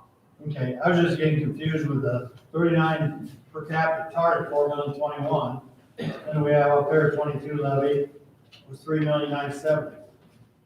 Which one do I use? Yes, so levy, you're going to use the 3,970,000, but let's discuss that at a later date so that we can make sure you're not going to end with a zero balance. Okay. This one's just a projection and recommendation, and the Woodbury Board of Supervisors and you then have to set what you feel comfortable with. Okay, I'll call you tomorrow. Okay. so Don, this Rocky again, you don't need anything more from the board at the moment. No, nothing, currently, no. Does anybody else have any questions? Don? I think we're good, Don, thank you. All right, thank you for your time. You're welcome. Thank you. All right, bye. Any other report on committee meetings?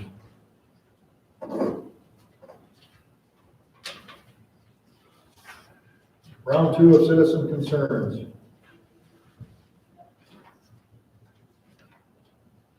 Hearing none, board concerns. Sure.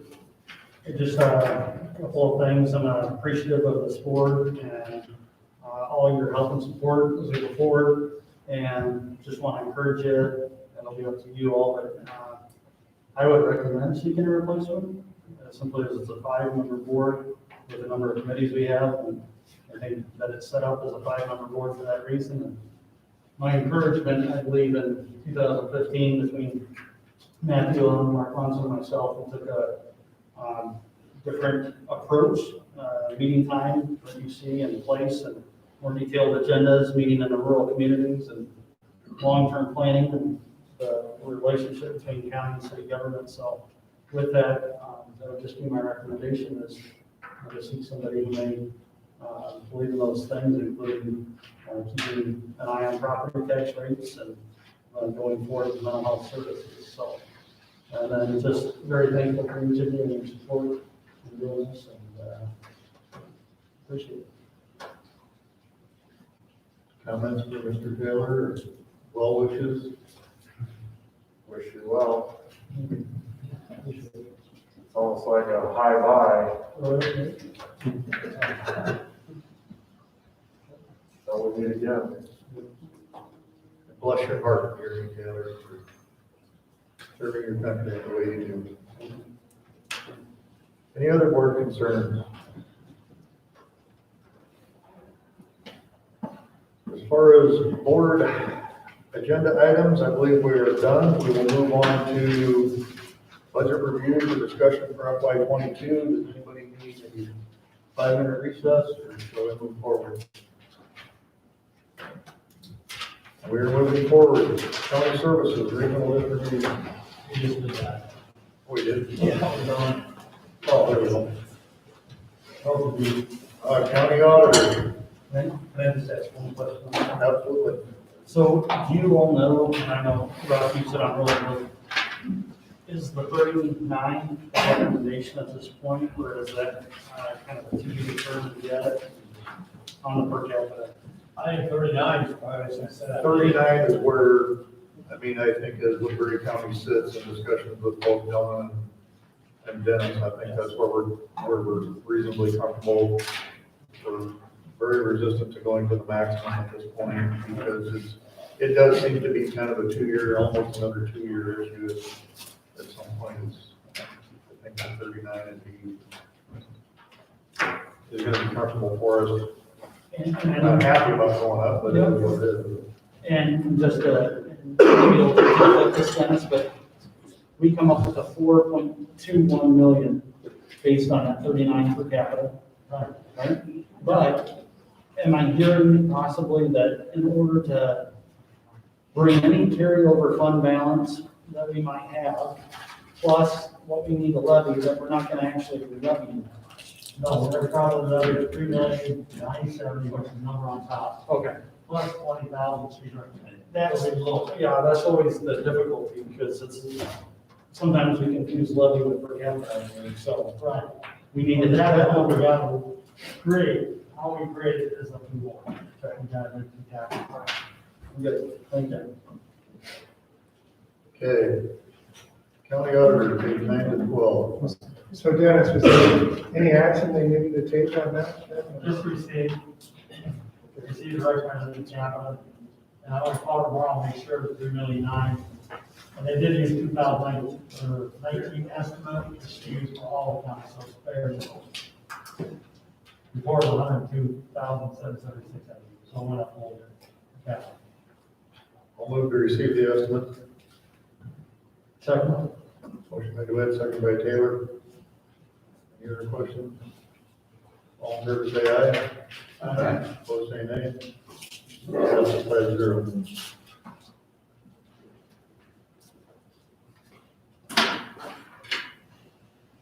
Michelle Gass, Deputy Officer, I represent the finance side of the office, so this is help them do the accounts payable and payroll portion of the auditor's budget. Just like you, I analyzed it based on the last 2 years' expenses, a few lines I cut it small amounts, I've got one of the smaller budgets, so there's not a whole lot of room to cut.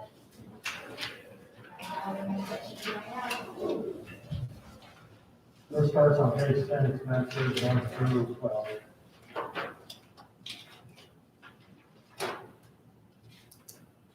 The big shift you'll see is there's a position that has moved from elections over to auditors, payroll, AP side. That's why you see an increase in dollars there and the organized employees. Plus it'll increase proportion of the benefits also. And that has been approved by the board.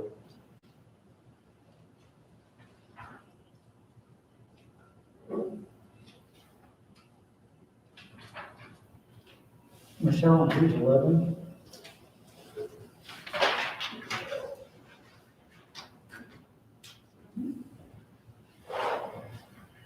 So right now, we're at the admin office postage, 41,200 is the last time. Is that something that gets payable later on in the year? Not seeing where you're referencing that we're at something on that. Shows $0. Showing zero. Oh, okay, so you're, okay.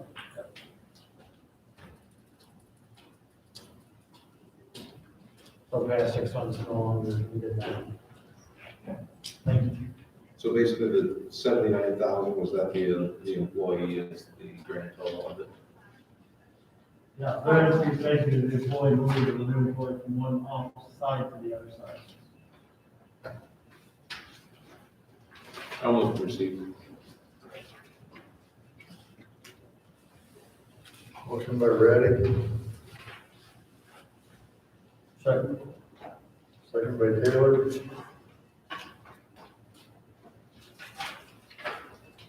Any other questions for Michelle or Dennis? All those in favor say aye. Aye. Opposed say nay. That's the 5-0. Thank you. Recorder, pages 3 through 8. That one, Spencer, start on page 4. That's not the 8. Well, gentlemen, Diane Nicole Peterson, short. I did decrease my budget by 11.81%.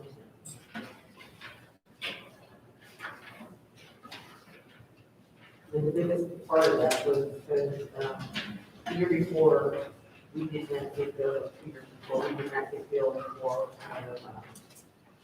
entry park processes, so last year, I had to pay you. So this year's back.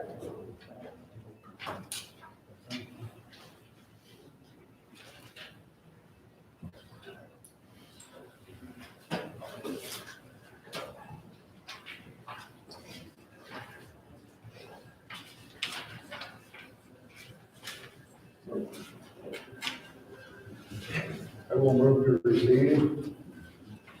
A second. Motion by DeWitt, second by Reddick.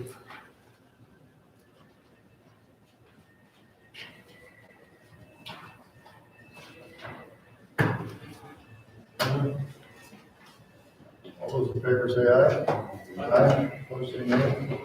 Passes 5-0. The Elections Administration, 14 to 16.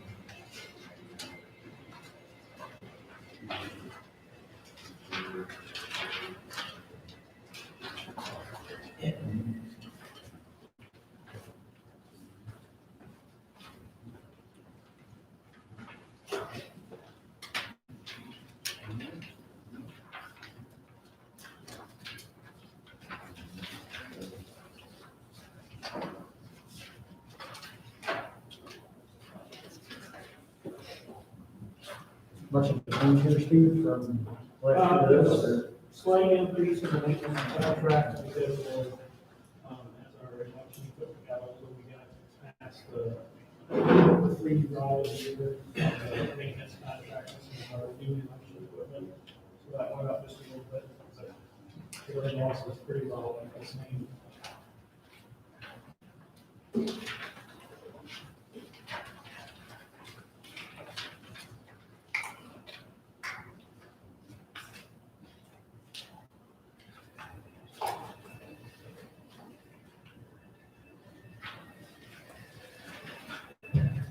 What's the ES&S stuff? Maintenance contract? Yeah, ES&S maintenance contract is what's on our voting equipment, the actual voting machines and the espresso, the ballot.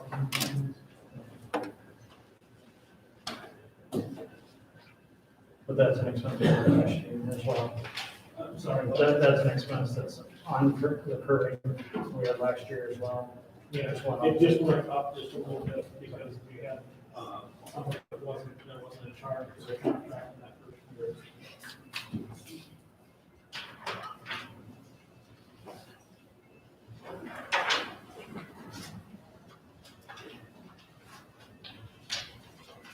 So every now and then I like to ask on the copier leases, are we still leasing like a 10-year-old machine, or is it a new machine? What are we looking at? What's the question? It says Rico copier lease, $1,587. Like the last page in 16 last time. Okay. That's a new lease, we had a 5-year lease on our previous copy, which expired, I think, last year. And this is the first year on the Rico, which is another 5-year contract. That's a newer machine. It's not Yeah. like that. Yes. Yep. Okay, At this point, it's only approximately a year old.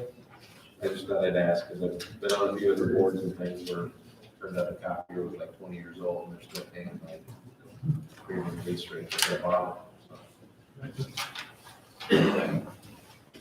So Steve, that bottom number on page 16, minus 14.1%. 14.1% lower than a year ago. What we received. Correct? Larry, did that? Well, part of that would be the personnel tax. I don't have a copy of that report. What you're looking at is a combination of revenue and expenditures. The expenditures is down around 23,000. With the revenue, it goes back down. So comparing apples to apples there, it's down 14% overall elections, but in administration, it's 23,000. And that includes the payroll increases there. And does not include the 61,000 for the board waiting to the end. Now, what about that personnel from elections to her department that we moved? That was in the budget you just approved. Right. So it's out of this budget here, it's over in this budget. Well, there's no reduction corresponding to that on this. Yeah, you'll see a reduction on the organized employee line. Yeah, you go up there to page 14. Okay. It's up there.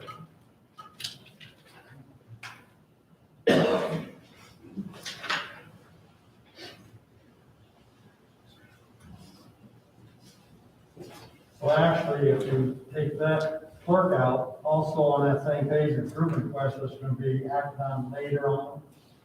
You take 61,000 off, so actually have a decrease in their actual total expense. The 435 does need 61,000. But that's deferred to a little later on employees. So the 23,000 says positive there, it's actually negative if you take 61 off. Okay. Is there a reason it doesn't show that? Just, If these books are printed in December, okay. and then it says vacant, delay it or act on it on an employee.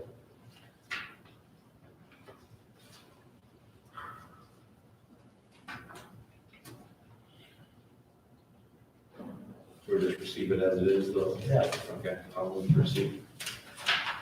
Motion by Ready. Second by Wright. Any other questions? All those in favor say aye. Aye. Opposed say nay. That's 5-0. Conservation. You want to start on page 4, that starts with administration.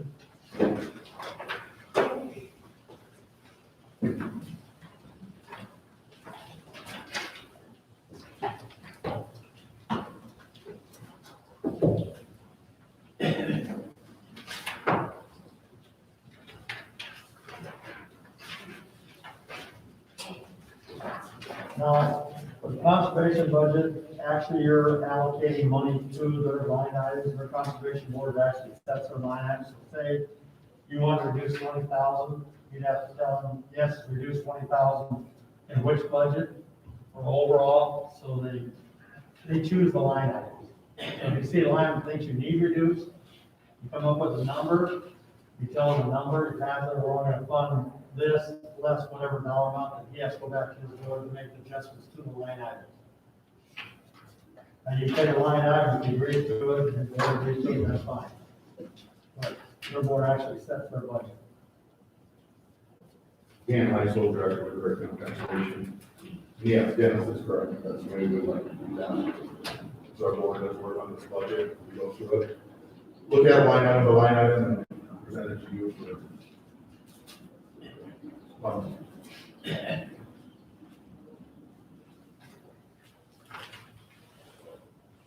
for Talking about reimbursement gun program. Reimbursement gun program. Which page you on? That's over. You want to do the gun reimbursement? We've got one Yeah. one employee that's doing it down Harvard, who's retired. We made that exception for him, but we're not planning on doing it anymore. I think Michelle might have that stuff. We can try to do that tomorrow.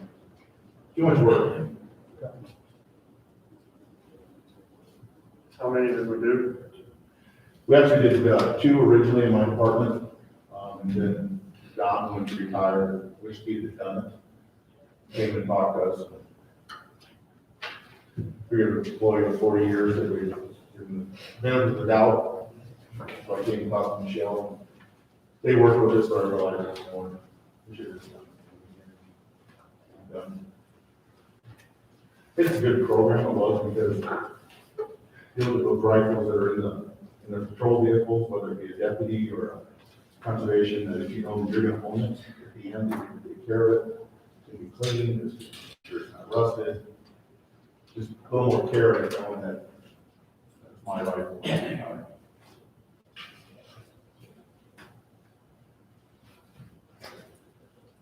So where have we been traditionally on the machinery side of things? I can't remember, we reduced it down to 100,000 last year, No, we were at 100. or yeah, I guess we didn't reduce anything, but I remember. And the reason, you're on page That's 6, 30,000. and we looked at that, every year, you leave it at 100,000 for the last 3 years. Equipment keeps going up, as you all know. I know Mark faces the same issue. And we had a 27% increase on a pickup from the year before, the one we just did that comes in February, 27% increase. So you keep buying less with what you have. Trying to keep up. I do have for you, so you know we do look at this stuff out 5 years. Equipment replacement, we look at and go through. It shows the year of the equipment, what we're looking at purchasing. Go through this with our board and staff. Gives you an idea what we work off of, and what we're looking at this year is proposed for FY '22. Right, it doesn't coincide with the 21-22, but it's how it's labeled. We look at the total mower, the 3/4 ton UTV, that 2011 3/4 ton 4x4 pickup, and then the 2005 F350 is a diesel. Had nothing but trouble with that. Those are, it's just tough. Your mowers, you get over 3,000 hours on them. It costs you more money to take care of them and replace them. You don't get trade for them. You know, nightmare. Excuse me, last year was the Wham mower, over 26,000 in repairs, so we could trade it, keep it running. My budget, I was over, I think, page 9 for that real quick. Just for reference from equipment. The very bottom line item, repair and maintenance, we're usually 17 to 20,000 is what we budget. In 2019, 42,363 in equipment repairs. $22,363 over budget because we have older equipment. I realize we're trying to make things run as long as we can. So if you look at the years on those equipment, 10, 11, 12, 13 years old, they do wear out. It costs a lot of money to keep going. Which is why I'm not in favor of cutting maintenance dollars for that kind of thing, because I think it puts us farther behind. And like you said, the trading value is just not gonna be there. You can look at, just an example, that 2007 UTV under 22, it costs 11,000, go to 23, it's 12,000. If you start looking at the years, you just get a better trading value. The asterisk behind those the pickup in 22, and then in 23, there's an asterisk behind the four-wheel drive UTV. Those are our lemons that were, I can show you what we spent this past year on that Gator, 4,649. Story down the line with you, I realized that state bid truck I talked to you about, 12,238. Trying to fix problems so we can use them. Rather trade them and it'll be somebody else's problem. That's the deal. What are some examples that we face?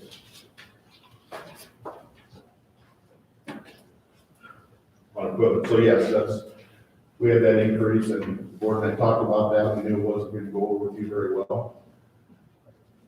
If you take that 30,000 out, do what we had in the past, but we had our costs go up 27% on one pickup. I've seen some of the increases on the other equipment go up as well. Is the total activity number of 83,367.99, is that current? Where you at? I'm on page 6. Machinery equipment. Is that pretty up to date? I'll hold up here real quick. Well, that's on the FY 21 over here, the actual purchase. Oh, 2021. So it's actually gonna be 113,841 Where do you see that? on this sheet he just gave us. Russell. It No, shows that's going, we're on, what we're proposing, this is labeled wrong, and I thought this since I came to Woodbury County, is we call our fiscal years differently than what I was taught. And so, what the equipment that we're pushing, and that should line up, is for fiscal year 22, which is 21-22, is the 138,000 is what we're looking at with those pieces of equipment I talked about. Yeah, we show 130 in ours on the books, so maybe you guys are sticking 80. Yeah, we budgeted 130, but this is after doing estimates and trying to get trades and quotes. So if we don't get the right trade, then we might not be buying pieces of equipment, we don't have the money. It's hard to look out 18 months in the crystal ball. Right. So there's nothing left over. Yeah. That's why I asked the question. There's nothing, where's your starting reserve? That sets up. If you run short of money, is there money in the conservation reserve? Back about 10, 12 years ago, conservation reserve did buy all their equipment. But the board changed that back probably 10, 12 years ago, where we used to fund out of conservation reserve, we used to fund out gaming revenue, the gaming revenues went downhill, so we've actually budgeted all the equipment purchases, general base, general stuff, taxing in the budget using tax dollars. The question would be, is there any money in conservation reserve to help offset some of this, which would help reduce? We don't want to reduce the tax asking, we want to keep our base, but that's just a question. Every year you bring it up, Dennis, Yep. to me now on this board, that we're planned out. I should have that by the end, I'm gonna get myself, of our CIP, that those dollars, the reason you did that, is we take those dollars and reinvest them into the parks and our capital improvements. You know, everything that's going on at Browns Lake right now, with the fishing pier, the shoreline development. Any of that stuff we do, playgrounds, everything we put into the parks, we pay for with that money. We don't come to you and ask for dollars. We do that, we use grant dollars. I can give you the dollar amount that we raised, and we couldn't do it this year. We couldn't do the beach project or the concession stand. There's another revenue we could have. Concessions, paddleboat rentals, you know, you're looking at 40, 50, 60,000 a year minimum, just on rentals. That's too bad you couldn't have had it this year, because everybody was out. Oh, this yeah, year. everybody wanted it, and we didn't have money because we were $100,000 down on camping revenue, cabins were canceled. I mean, so we had to cancel everything, which Dennis and I have talked. He always talks about bonding when we have road issues. We keep it under a certain level. I think Dennis and I are gonna talk, after my board meeting on Saturday, I may come talk to you. And we use CIP, pay it all, but right now our CIP is, we've got projects stacked out. We don't have the money in. It's like doing year after year, kick them off, it's priority. So, Well, the only reason I'm saying that is he's, Ann has 138,000 estimated expenditures. We only got 130, where do we get the other 8,000? If I'm reading that right. Well, he'd have to pull, they'd have to figure it out of their own funds on the conservation Yeah. side. That's not our decision at that point. that's just, Janice, I understand what you're saying. We budgeted 130, and then when we put all these quotes together and try to get everything, like I said, you're looking at a crystal ball. So you're down the road, working with dealers, trying to get a cost estimate, what's it gonna give you to look value on the trade? We're looking at 138. We can't, let's say we don't have money, we may have to put that UTV, which is 11,000 back a year, if we don't have the money in the budget, if it's funded at 130. So, Or find another if line. then, well, unless, again, find it in the budget somewhere. You don't bring a seasonal employee on or something like that. And you redo the 8-year plan every year. We try to keep doing that out, so our board knows, we know what's there. And this Saturday, we have a long-range planning. My board will meet from 9 to 12. Do long-range planning on equipment, facilities, employees, the whole works. And this will all be discussed. And, so yeah, we try to keep that up to date. So we know from year to year what we've got. If you look at some of the years on that equipment, and Mark and I have discussed this, that's tough. I know we've blown motors on motor graders before they trade. We've got issues too. You know how many years you've been under 100,000? It was my understanding in 17, they got it back to 100,000 because you froze it for a couple of years, is what Rick had told me. And I don't have, can't get back that far. You go back to 19 for us, so at least 3. So I've been here since 17. I think that was the 18, 19 was the first years that we were able to purchase equipment.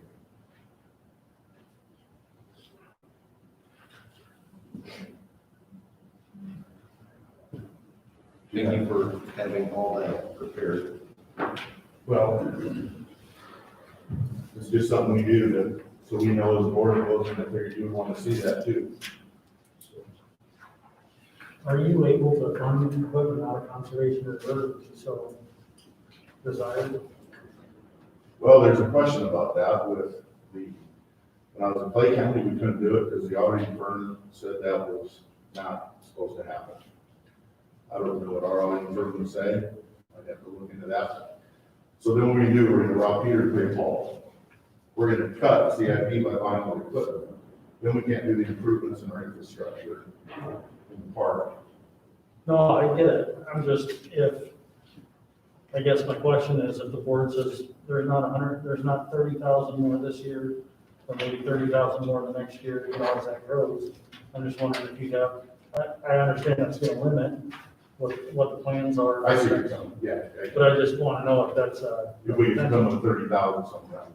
then maybe the if CIP. you say this is a necessity for this equipment, we're gonna have to delay by 1 year. I'm just wondering if that's a potential or, you're limited somehow. That's totally. I would hate to say they would take it out of CIP because then we're even further behind on the project we wish we had done this year. But if you were to say, we're gonna cut that 30,000 that you asked for in the increase, I would go back to my board and they have me say, we gotta find the budget somewhere else, which would be tough because it's pretty tight. Or they'll say, you're gonna move that piece, let's redo the schedule, move a piece of equipment. Which one do you think will last longer? And that's just a hard reality. I understand where you're going. COVID notwithstanding, how are revenues trending? Well, I like what that said, because on a normal year, a year before we had COVID, just the cabins alone, $76,000. Camping brought in $223,961. Shelter, $7,000. Shooting range, $6,400. Miscellaneous receipts, $11,000, and that's firewood, ice, different little things. We sold $10,000 of firewood your last fiscal year. So 2,000 bundles of firewood. So anyway, that was $326,754. Was the revenue that we made that year. This past year was fiscal year end of December. We go fiscal year on that. It's going ahead. I inherited this. I'm trying to change things slowly, but we do it on fiscal year with that revenue. That'd be all spoken for this year on CIPs if we had it. And wouldn't have enough. We put a playground back at Browns Lake 3 years now since I've been here. We've been wanting that playground replaced, and it needs to be replaced. $80,000 minimum. We haven't had one. So it's just one of those priority things that we've been doing in CIP. Have you been hitting a bird on that too? Yes, MERD actually, last year we got 100,000 with fishing pier Brown. Bill Chris gave us 50. UP gave us 15,000. We hit every grant we can. I just can't remember if that came up. Yeah. No,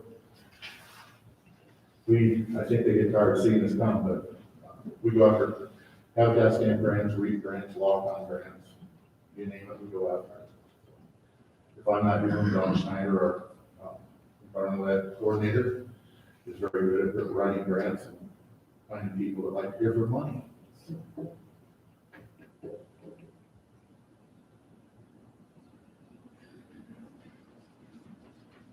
So on a typical year, Justin, we could fund pretty much all of our CIP.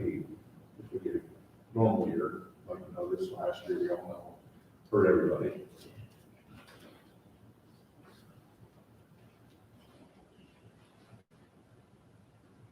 What are you expecting this year? And I know you don't into crystal ball, but return to numbers. I think you'll see the numbers come back. We've already seen, and in talking to my cohorts across the state, they're looking at opening the campgrounds in March. How they're gonna do that? Tell people to grab more. The water freezing up, stuff, we're dealing without water, and it's providing electricity. But I really think the people with the COVID, boat sales went through the roof, camper sales went through the roof. You couldn't find these camper for sale. I think that's gonna trend. That was going up anyway, but COVID really pushed that because we saw our usage every weekend at Browns Lake. Josh told me from May on, it was like July 4th weekend. It was just slammed.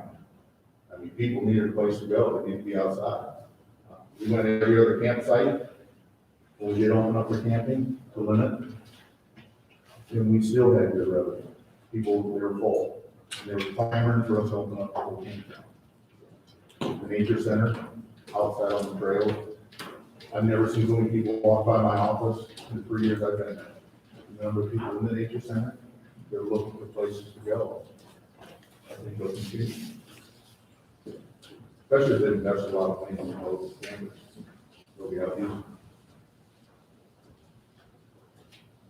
To really be upfront with this too, any cuts we make now in budget, general basic, general stuff, rural basic, that money's gonna filter back to reserve, because we wanna keep a flat tax rate, keep our tax base at least 2% growth. If you don't, it's like second early, you're gonna lose 2% of your growth every year if you don't keep that base at least 2%. We're at a flat tax rate now for our general basic, general stuff, rural basic. We are right shade under 2%. So cutting, and we're ahead, say in general basic, we're at 67,000. That will revert to reserves because we don't want to reduce our tax base. So say we did cut 30,000, all it's going to do basically is go back into our general basic reserves, which now we just spent 111,000. So it's replenishing in a lot of ways. What we're reducing is replenishing the reserves we're using. And there's future possible places we could use that general basic reserve also.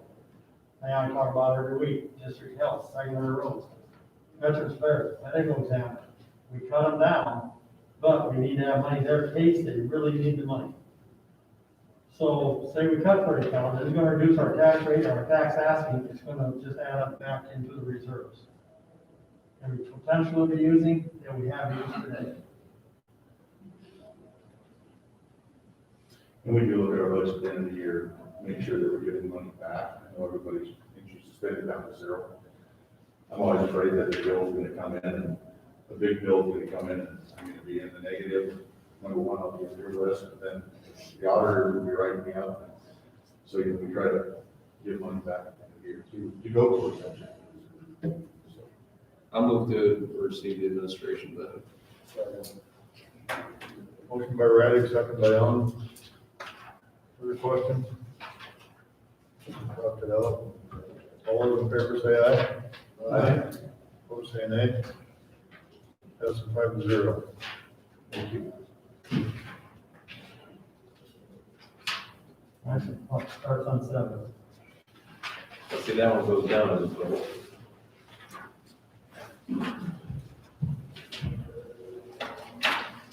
The reason it went down, there was an employee shift there, I believe, wasn't there, Dan? Yeah, we had a fully shift, college woman, as I talked to you, when we funded the natural staff, last year. That the natural resource, which is Kaiser, at some point will be transferred over to the GIS position, which would save us $90,000 a year, by eliminating that position request that we had. And we did that in January. We worked with Michelle on moving those funds. I think we had a little confusion on the PA, and that was our fault.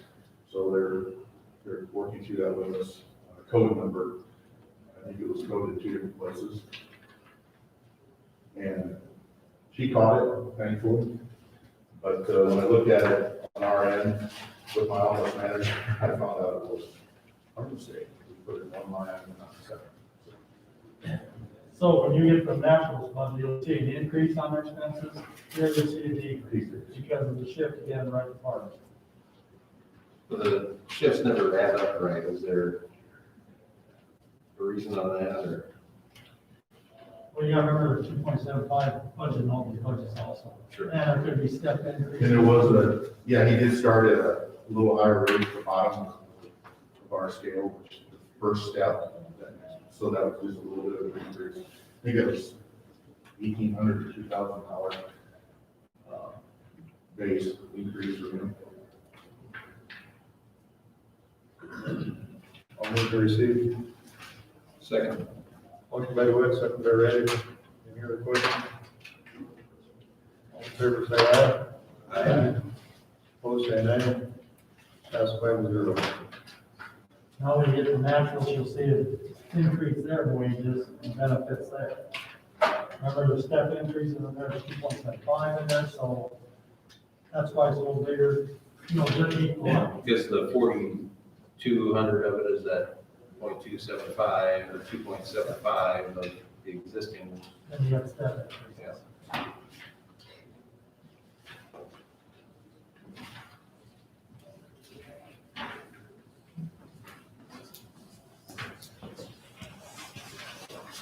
I'll move to receive. Second. Motion by Wood, second by Raddick.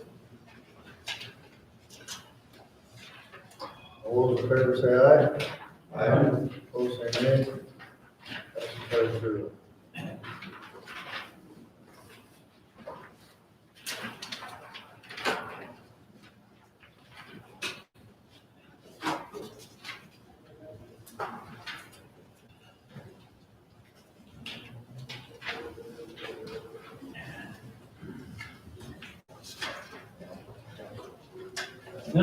This one, our place code have effect on your building there, renting out the nature center. 2,900 budget this year for income, next year is 0, because you can't have roofs out in the nature center, I'm assuming. Still this point, they still haven't allowed out. So that's 0, so potentially if the scope ever gets over, could be rented out again, it'll help with income. Who's not allowing it? Is it the state or is it the board? The board is working with we're working with Kevin, but we also look at what the university, Iowa State University Extension was doing, our buildings about the size of theirs. And the number of people we could put in there, 10 to 15 in a room. Most of our rentals are weddings, receptions, clubs like that, so it's just not working, and I guess with our staff that has to work with them are older than myself, and some are retired, that have to be face-to-face with them on a basis. We're just erring on the side of caution on the protocols and rentals right now.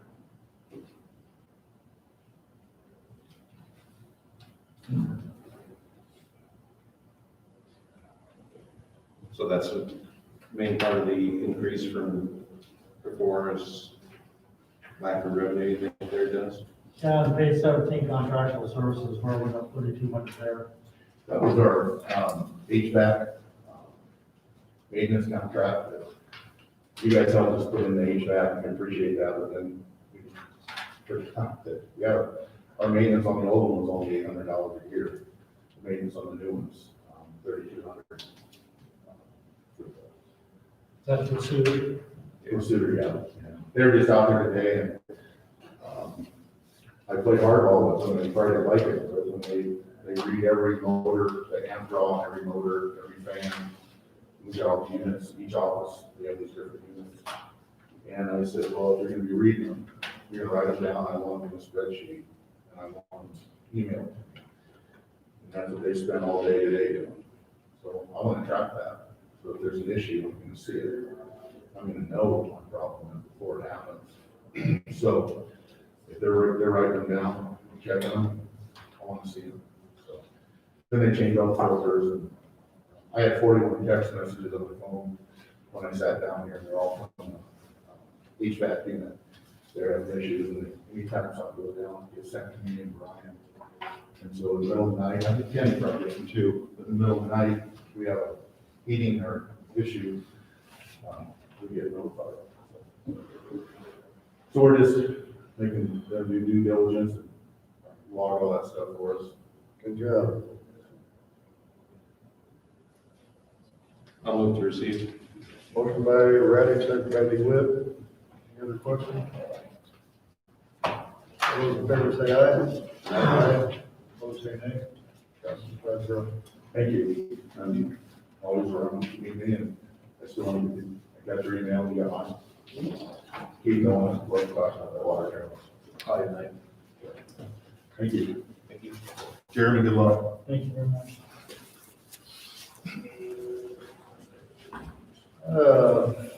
18D, Board of Supervisors. On your page 12 for the expenses.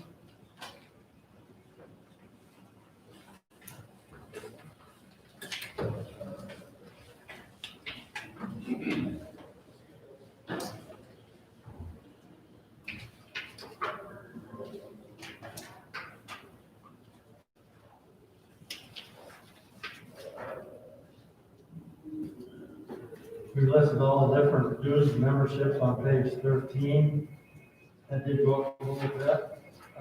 Under counties went up to 4,250, they found some new letter, 4,500, 250 increase. But there's all the different memberships you have. So it just budget every year. And fiscal audit, it was high one year, down this year so far, we're gonna have right on target pretty much. All the problems we've had in conversion, other things in different offices, that should stay right around 50. Travel, we put money in there for travel, we don't know, because we don't have an ISAC, if it's virtual. We don't know if there's a trip to Washington DC, we don't know if there's NACO or anything like that. We have to put something just in case there's need to go. What's our printing on the newsletter 3 times a year? That'd be on HR. The newsletter comes on HR, but they print it, send it out. Printing be stationary, now we had to pay for this year because we had change of people. Board members, so we have to change all our stationery, letterhead, everything. If I see this, what page is that on? It's on 13, halfway down, it just looked like 3,200. And it didn't look like we had it, wasn't ready. Running on page 13, but,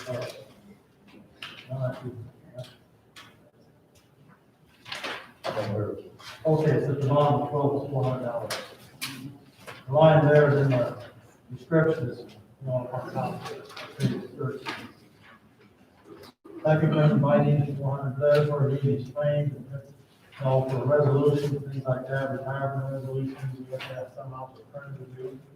Frame, we have to send that out to have done. On page 12. Under the words.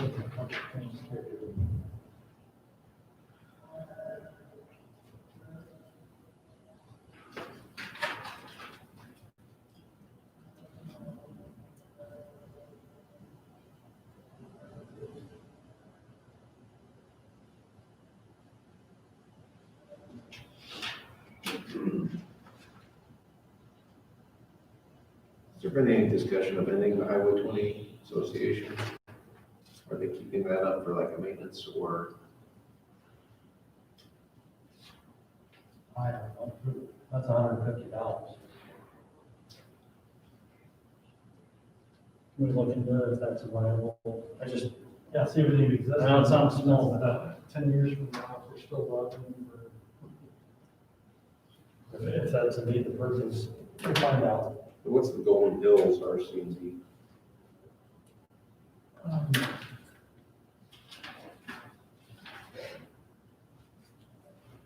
That is on page 14, wholesale and Alliance. Oh, that's the second one, sorry. I don't have a letter for that. I don't, Mark, would know what that is by chance. What's that? Golden Hills? RC&D. Golden Hills RC&D is, it's one that you've been a member of for a very long time. They are the ones that are doing a lot of the preservation, I think, in the Lost Hills. I don't know as much about that one as I do the Hunter Canyons. Can we do, rather than each one, can we just do a review of all these and see which ones, I mean, some of them, obviously, I said at some point, just review the worth of our membership dues. Sure. And just, I just hate funding something we don't know what it is. Maybe we get a hold of them, have them actually come in and tell you what they do. Right. I mean, I like to be a part of the club, but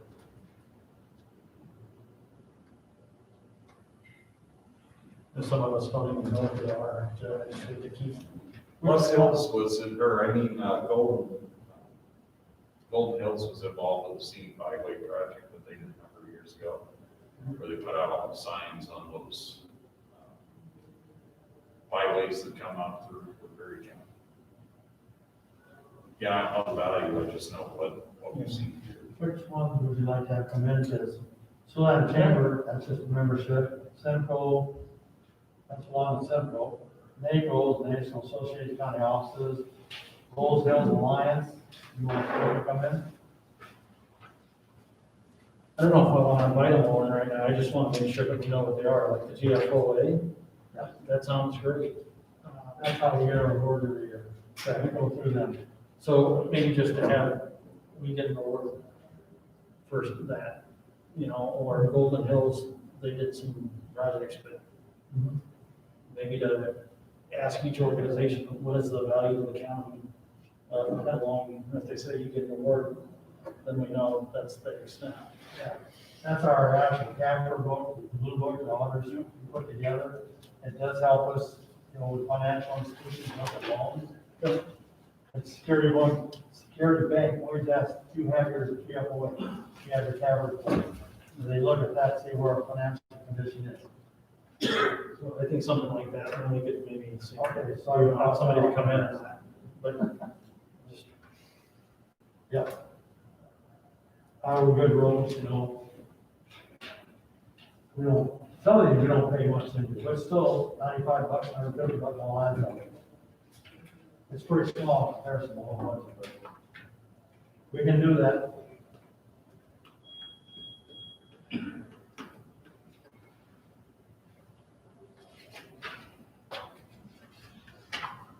I'll move approval. Second. Motion made by Wynn, second by Taylor. Any further comments? All those in favor say aye. Aye. Opposed say nay. Passes 5-0. Board administration 16 and 17. That is Heather, Karen, myself, paid out of that. It went up a little bit because of raising the wages, and also health insurance went up 10,600. That's a big increase there, otherwise down about $5,000.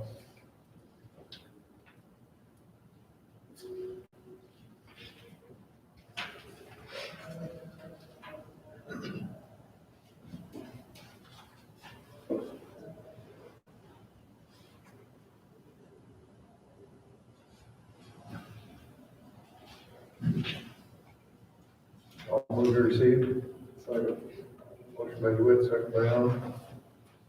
Further comments? All those in favor say aye. Aye. Opposed say nay. 5-0. Now you go back to page 1 under the civil service tab, which is halfway through your book. And this is basically half of 1% of civil service wages. Michelle put together civil service wages from $12,416, half of 1%. We actually reduced that budget to $901.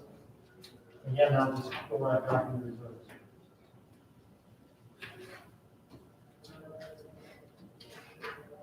To get it to the half of 1%.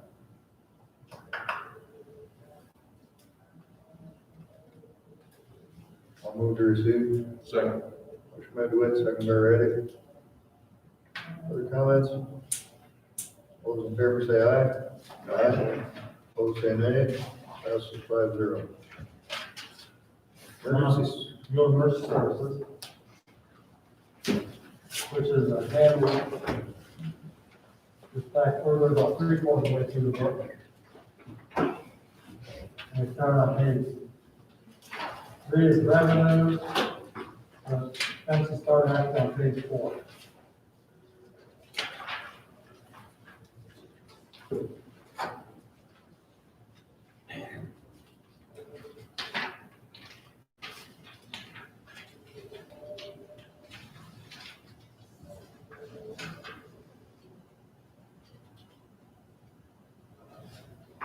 Any big difference overall there?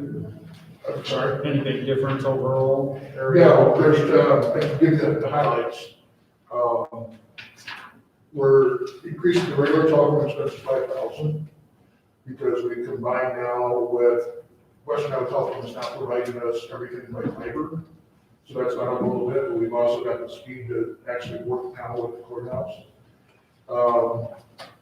Of that 1,000, we get about $1,500 to $1,600 a year back because Western Iowa County is a co-op, so that comes back into the general fund. We decreased the cell phones by $400.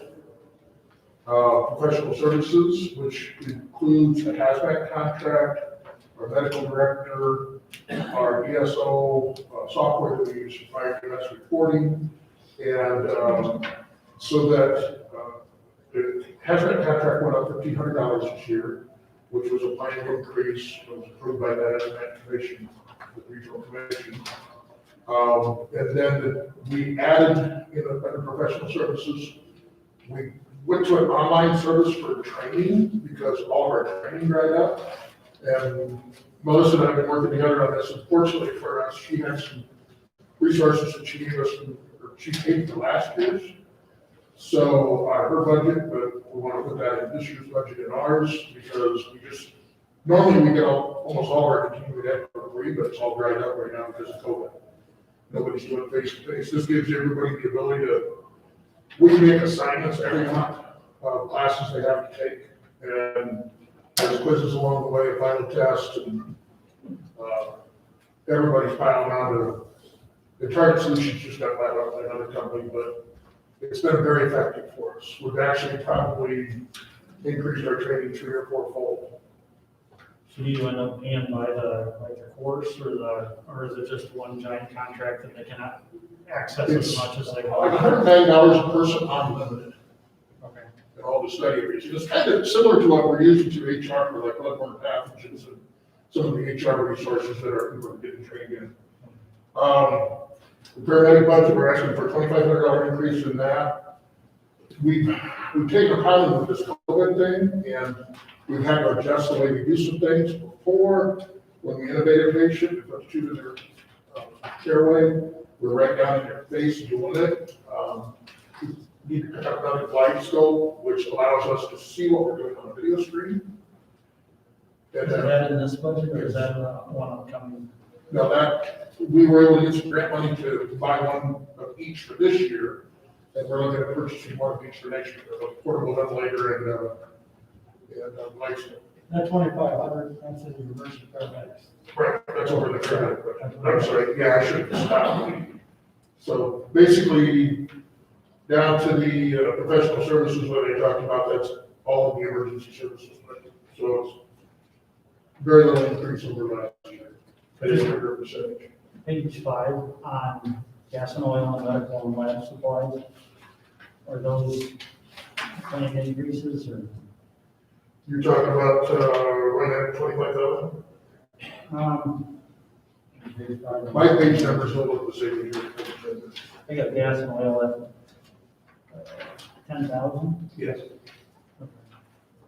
So we have diesel barrel and gas barrel on our property that we fuel out of, and we don't fuel them until they get right down to empty, so we don't have more fuel.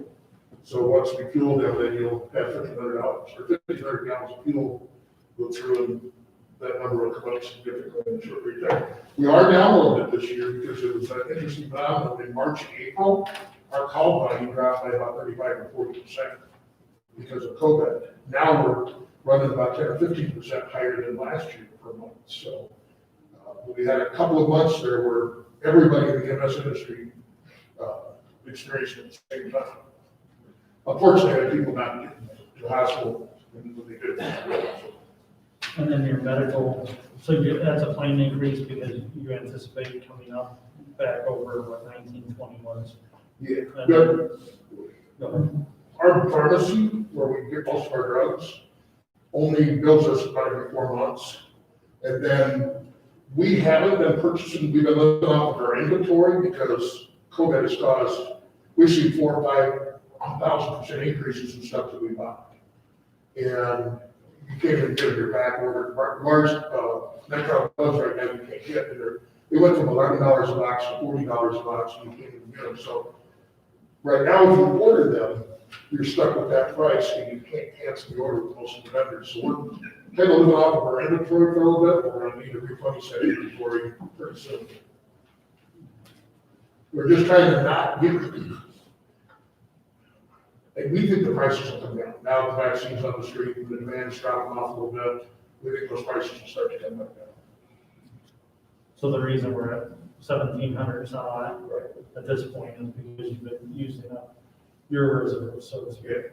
Our inventory. It's good that we do that occasionally. We bring it down, so we replenish our stock, most of it's got expiration dates on it. Are you seeing a lot of expense coming up on safety apparel because it doesn't look like you use that much? It's kind of the same thing, backward, where you just can't get it. But that covers all the uniforms and wearing safety apparel for all the employees. We have to provide them uniforms, so yeah. I mean, I didn't want to get caught in this whole wave of increased costs. And by the time, once it hit, the prices just went through the roof. And we're seeing them come back down now, and once they do, then we'll try to get the best bang for our buck. How much are you spending on overtime down there? None. Very, well, I won't say none, almost none. We do get, our employees are allowed to earn 80 hours of comp time, and occasionally we'll have somebody, because the call goes way over or something, they'll bump over 80, but that's the only time they get overtime is when they go over 80. The money you're seeing in overtime there is a tiny bit for overtime, and the majority of it is holiday pay, and it comes up in the overtime category. you look at the footnotes on it, you'll see that it includes, at least on my sheets, it includes, a little statement of, overtime includes holiday work. And so that's where that's at. Now, we don't, if we're over, we don't have a two-person shift. Our goal is 95% teammate coverage and one paramedic. If we just don't deal with it. So can I ask a question, might sound stupid, but can they use latex gloves at all? Generally speaking, in the medical industry, we don't, because there's so many people out there with latex allergies. Yeah, and I guess in a paramedic situation, it's not like something you can ask, are you allergic to latex? Some people have really severe latex allergies. I noticed that all the dental offices have kind of shifted to latex gloves, and then they ask their patients if they're allergic to latex, and then in that case, use nitrile, but again, I guess in your situation, it's probably not. Well, and there are some limitations to what nitrile or latex provides. There are some limitations to what they provide, so. Just curious, because I didn't know if it was something that could be adapted by that department as well. Gary, do you have planned increases on repairs and maintenance for building and radio equipment? Yeah, we just have catalog building expenses this year, but we traditionally run in that number that we've got budgeted for. You know, in the spring is when we have the boiler guys come out there, boil it down and clean it, and, you know, those things haven't happened yet. So, I mean, I guess I just wondering, between those two, it looks like there's $1,626 so far. But yet we've got over 10,000 programmed, and I understand it's not maybe an astronomical amount, I just want to be sure, like on that 44600, the radio one, we haven't had an expense yet, but we have an increase of $500. You know, we're like the buildings, we're at 1,600, 6 or 7 months in. And I appreciate you going down to 8,000, but I just wonder if there's, hey, we need to do this for, I understand having a little bit of padding. see, we do all of our own, we pay for all of our own building expenses. We don't have a budget in kitty's department for us. I mean, he helps us out as much as he can. But our guys, we in there 24/7 do a lot of the painting, fixing, and stuff themselves. Fortunately, that's some pretty handy guys, but, you know, this year so far, we haven't had, but that doesn't mean that that's, you know, we get in the spring with the boiler tear down, I don't remember what those cost, but, you know, the time to tear both boilers down, clean them and service them, and 8,000 is really a low number. You know, for probably the size building, age of building. well, if we had to pay somebody to do everything the guys do themselves, it would be. Yeah. We're our I own just want to be janitors, sure we're not expending. we're our own janitors, and we're the lawn care. You know. They don't like doing it. That's what's good. We used to pay $14,000 a year just to maintain an escalator, so. I mean, that's just one piece of equipment in a building. No, you know, we're not a department that runs the community year, spends a bunch of money. This is, I think, my 33rd or 34th budget, and I've never had to come back and ask the board for more money, and I've never overspent, I always underspent. So it's not one of the departments that, you know, we're not kind of people that, hey, we got $1.98 left over here, let's see if we can spend it all. What kind of repair on the radio, repair on the radios is? Right. The reason we were so low last year is because the radios you purchased for us are still under warranty, and they're out of that warranty now. And we're building a truck right now, so we'll have some radio expenses. We've got a truck that's just got delivered that we've got to build yet, so a lot of that's going to be consumed with installing the radios and programming them and the antennas, and we're holding that kind of back. We're trying to go easy on some of our motor vehicle expenses as well, because we know we're gonna, we didn't ask for everything we needed to put that new truck in service last year. Really, the main increase in the budget is the $3,000 for professional services, and that's like 5% of the increase, right? And that is, again, $1,500 on the hazmat contract. Woodbury County coordinates a regional hazmat, works with a regional hazmat program, we're part of it. So we blanket cover all the unincorporated area in all the towns with our hazmat. It's the only way, I mean, it's not very cost effective. Especially when it's on the commission for the regional hazmat, the one that meets on Station 4. So and we went over last year with you guys, step increase, because we're at 75 cents per capita with the city, and we put a step increase to slowly bring it up to $1, because it costs them so much. So, and Rocky's on that commission and maybe annually. So, been a good program. I'll move to receive this. Motion by Riley, second by DeWitt. Any other questions for Gary? All those in favor say aye. Aye. Opposed say nay. Passed 5-0. Animal control is sending power this year. Age 9 and 10, basically 10. If any other anybody wants to take on the animal control job, I'm sure you want to work with them. I would like to personally see all the communities in the county go together, because each of the communities has need for animal control as well. All we do is the unincorporated. If there's a dog biting by kids in town or something, we're not gonna, well, it's in town, we're not gonna them help. We go help them if we can. We get really good cooperation from the sheriff's office on the animal disputes, we don't deal with those, and then, I mean, it's just, we fit the animal calls in between, I do most of them, quite honestly. I'm just gonna move to receive it. I'd rather not have the county take any different positions than animal control. Like past at the city, no. Actually, the animal control basically. Well, we can't all rely on Max.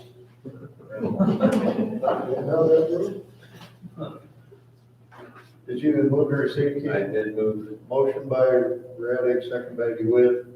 All those in favor say aye. Aye. Opposed say nay. Passes 5-0. Item 3. Paramedics, increase there is basically just wages, reduce split between general basic and rural basic. So on general basic, which is already budgeted, is $120,652, on rural basic, $120,652. And when Debbie stopped me, that's the one that I was going down to, the $2,500 increase to my device over the portable ventilator. That's on page 12. Just, we picked up a portable ventilator from Siouxland Paramedics that went out of business, and it's working great. It distances us from having to do that task in the back of the ambulance and ventilator patient, which also gives us a cleaner environment to work in. I'll move to receive this. Second. Motion by Raddick, second by Allen. All those in favor say No. All those in favor say aye. Aye. Those opposed say nay. Thank you, and stay safe. Yeah, thank you very much. Building services. About halfway through cab, and we start phase 3 with the courthouse.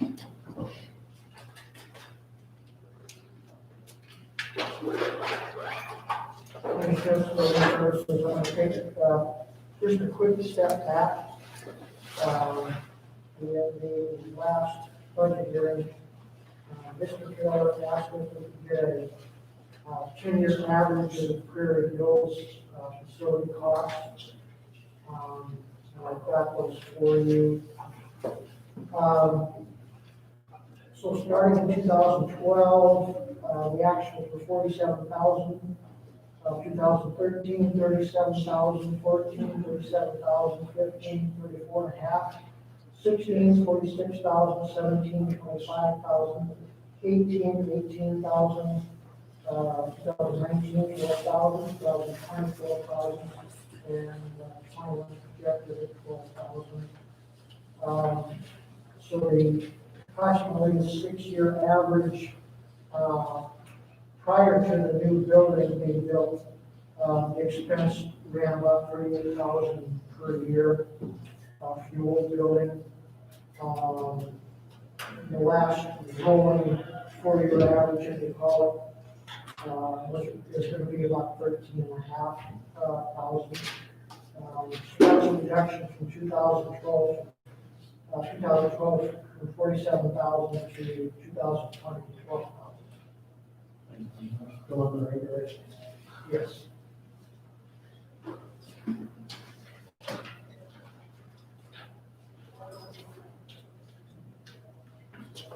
The courthouse, they actually reduced 14,000. Total, that includes wages. Include what? Wages. So total budget, which includes the 305, is down 2%. Down 2%, the only note I have, you'll find on page 5, and it's item 42601. You'll see an add of $10,000. That is for vacant lot, tree maintenance, or damages and repairs, and so forth to the additional vacant properties owned by Woodbury County that paid deposits and expenses. Previously, we did not have that line item. Within the last year, we have had a couple of experiences that cost us around the area of $6,000 to add that line item. But the overall courthouse budget is we're asking about 2% less overall.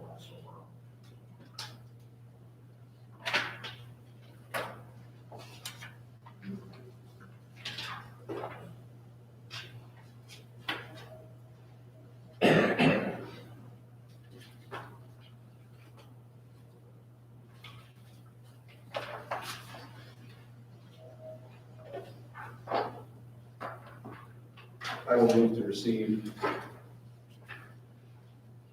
Motion by Ray. Second by Ray. Better take this. Yes, I suppose. Any other questions for Kenny? All those in favor say aye. Aye. Opposed say nay. Passes 5-0.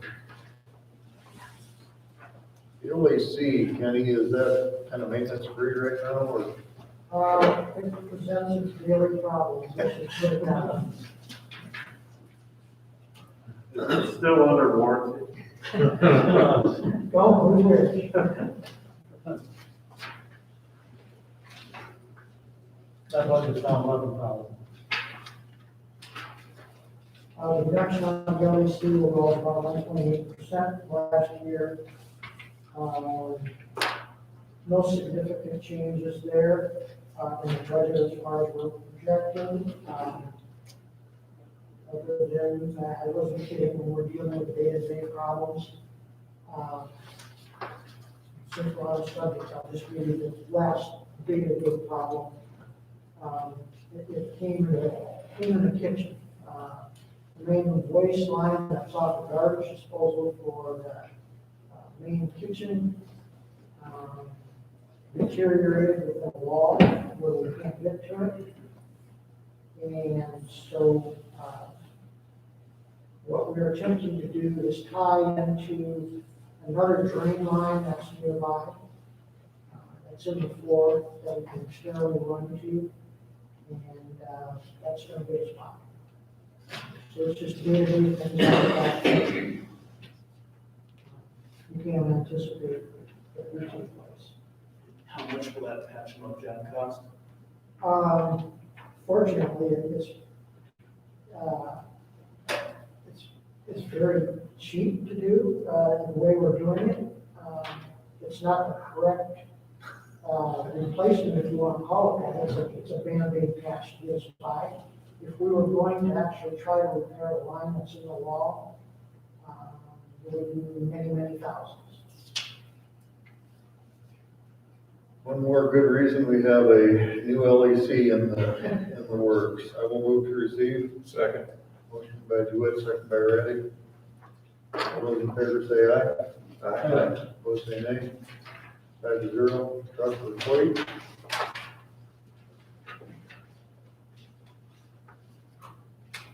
That budget is up $1,761. and that's including wages.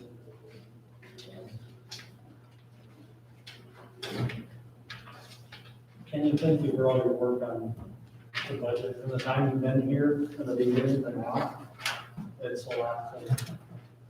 I remember lines of buildings, several of them. So. Yeah, the board sum up the thing for that. The new Tyler software system really helps. And I think you guys have just noticed that through all of your budgets. Line items are more descriptive and easier to get clear to understand. At some point, you kind of get to the, I mean, we got so many of their maintenance contracts, so much maintenance per machine, per equipment and everything, so. I mean, it's kind of a easier way to anticipate your costs too, so. It is, yeah. Nothing really to point out across the board. Thank you. I would move to receive. Second. Motion by DeWitt, second by Arnold. All those in favor say aye. Aye. Opposed, say nay. Passed 5-0. Building services, 1926.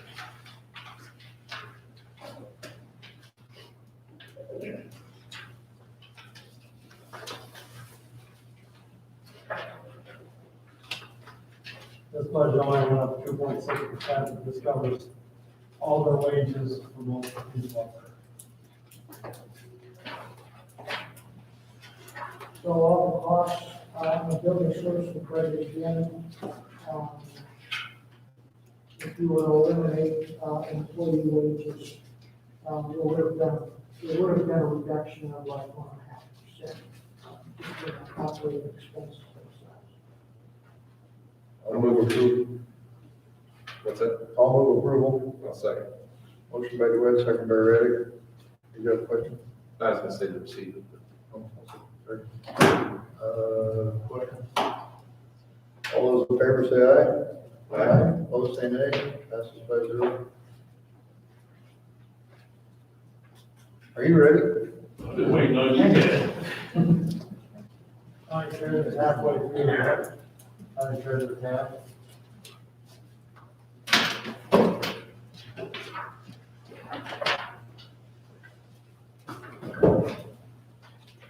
First budget is actually down total $852.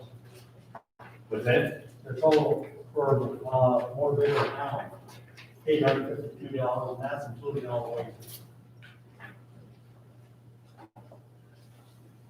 You guys find some efficiencies with COVID? Okay, I still don't see what you're looking at here. I'm looking at the last page, on page 6, I have. 6. 6? Got page 6 at the back, your total budget is $1,088. Oh, there you go. Down $852. Did a good job. Postage and mailing up 15,000.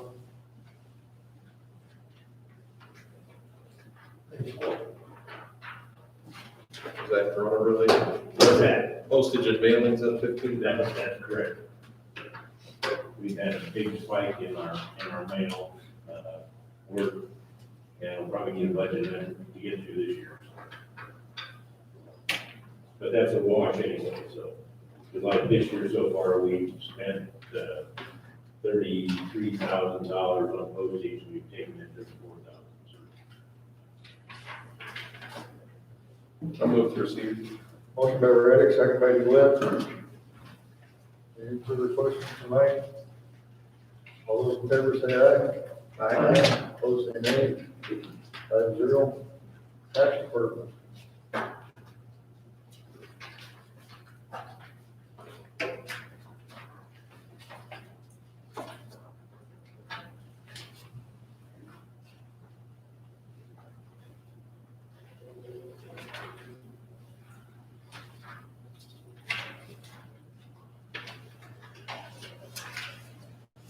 Also, it is increases employee and benefits. This is an increase. He went up 103,000, but it's all employee and benefits.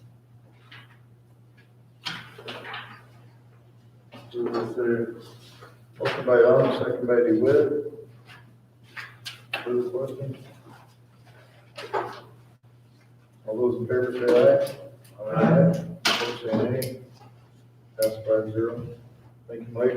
Come on, guys. Sat here all this time for that, that's it. See ya. We enjoyed having you. I'll bet you did, Roger.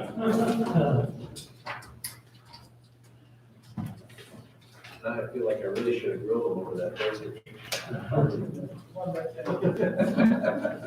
Toward the back of the book, human resources. So, the only thing that I added here was approved last year was the file integration between Tyler and Neoga. I added that to the professional services. And that's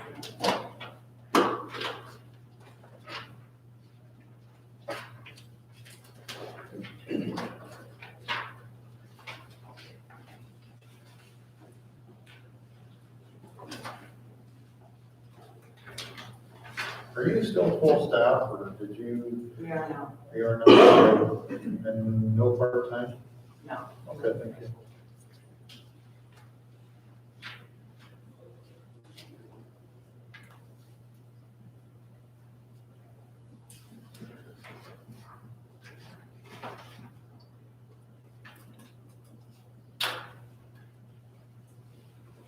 I'll move to receive.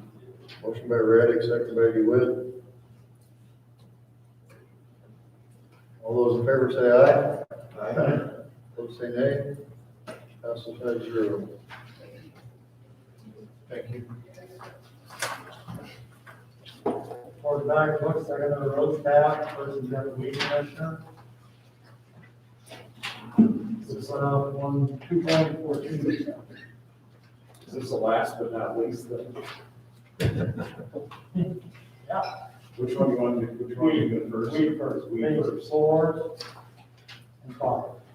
We did ask for some additional money for chemical this year and for equipment maintenance. This year we got a engine go out on us on the spray truck. The truck's in otherwise great condition, body-wise, it was very good. But we had a cylinder go bad, which required an engine rebuild. Dennis is going to be helping us out with that from reserves. I thought we just got a new spray truck, or was that? We got a new spray bridge, which is what sits on the flatbed and does the work. We did not replace the truck, which would have been another $53,000 expense. We didn't expect this. Ford has had a defect in this diesel engine. They put a different injector in the back rear cylinder, so it's quieter in the cab. But that cylinder has led to a number of failures in the engine, or his latest. I think he said his truck has about 150,000 miles on it. We'd expect to get at least 250 normally out of the insurance. And again, our weed commissioner is taking great care of this truck, so the rebuild is going to come in a little over $10,000.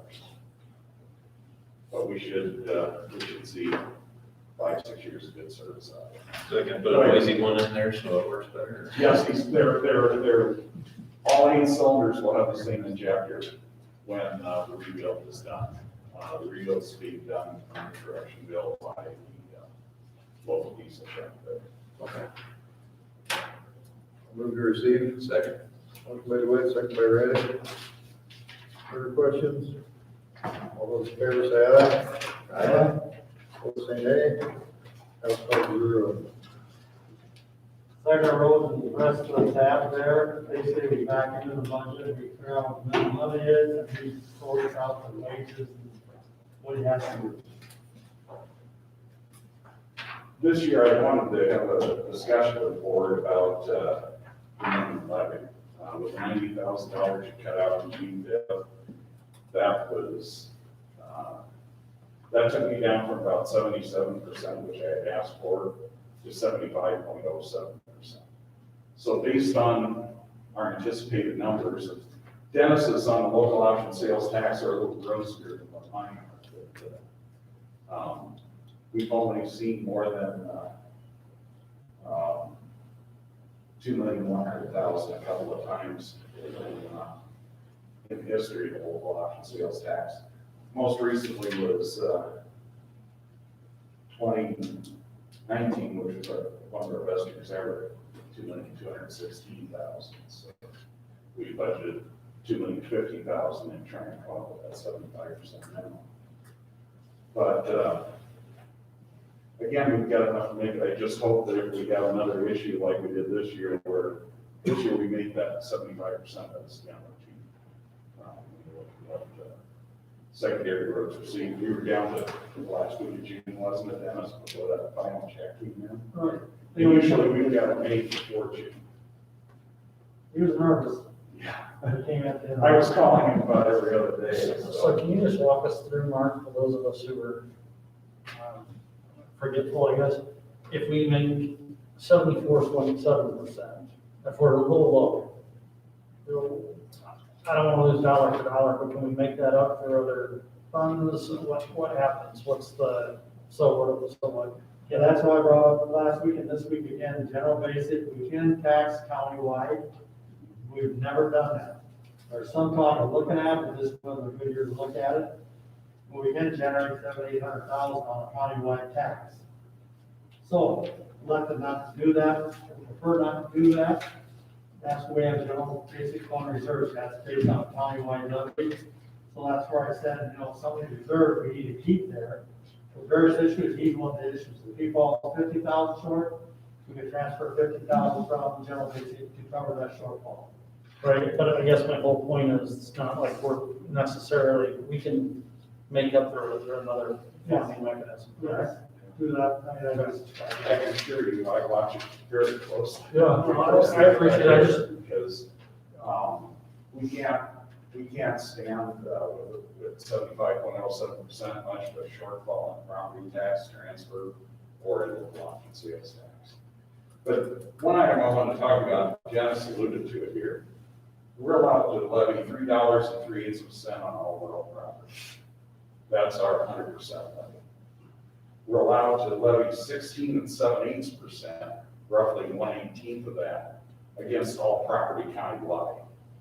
And both those levies go into figure in that 100% that we can ask in local effort. Now, the growth evaluation is a wonderful thing. But I don't know if you're aware of the effect that growth in the urban areas has had on your rural property tax levy over the last 3 years. If you go back to 2019, the growth in the general levy has created $146,000 in money that's had to be covered as part of that minimum levy. You're looking back to 2019, it was a $106,000 increase. 2020 to 2022, it's a $71,000 increase in what we're covering. And you're putting that whole increase on the rural property taxpayer. I'd like to see the board consider in future years that at least you can cover the cost of that general basic levy on the general basic levy, so that your rural taxpayers aren't having to pick up that whole freight. You follow what I'm saying? Because, and I had brought this up to Dennis at one point, because the percentage of the growth required is being driven by the valuation increase in the urban area. But 100% of the cost is being borne by the rural area. Correct. Yeah, that's exactly my point, Keith. Because this year, if you look at the maximum that can be raised from the general levy, it would be $826,106. Go back to fiscal year 2020, the maximum that could have been raised is $754,000. Back to 2019, $721,000. Go back to 2018, $680,000. It's a big change in 4 years. It's been a big change in 4 years. And 75% of that effort is being covered between local option sales tax, and everything above that is on the real property tax rate. So in a lot of these cases here, the bulk of what you're seeing in the increase in our tax asking is, well, roughly, just do a quick comparison here. In that year where the growth of, since 2020, we have $200,000 in growth of potential on the rural and 71,000 in urban, so. But at the More than a same, third of it is coming out of the growth in that general.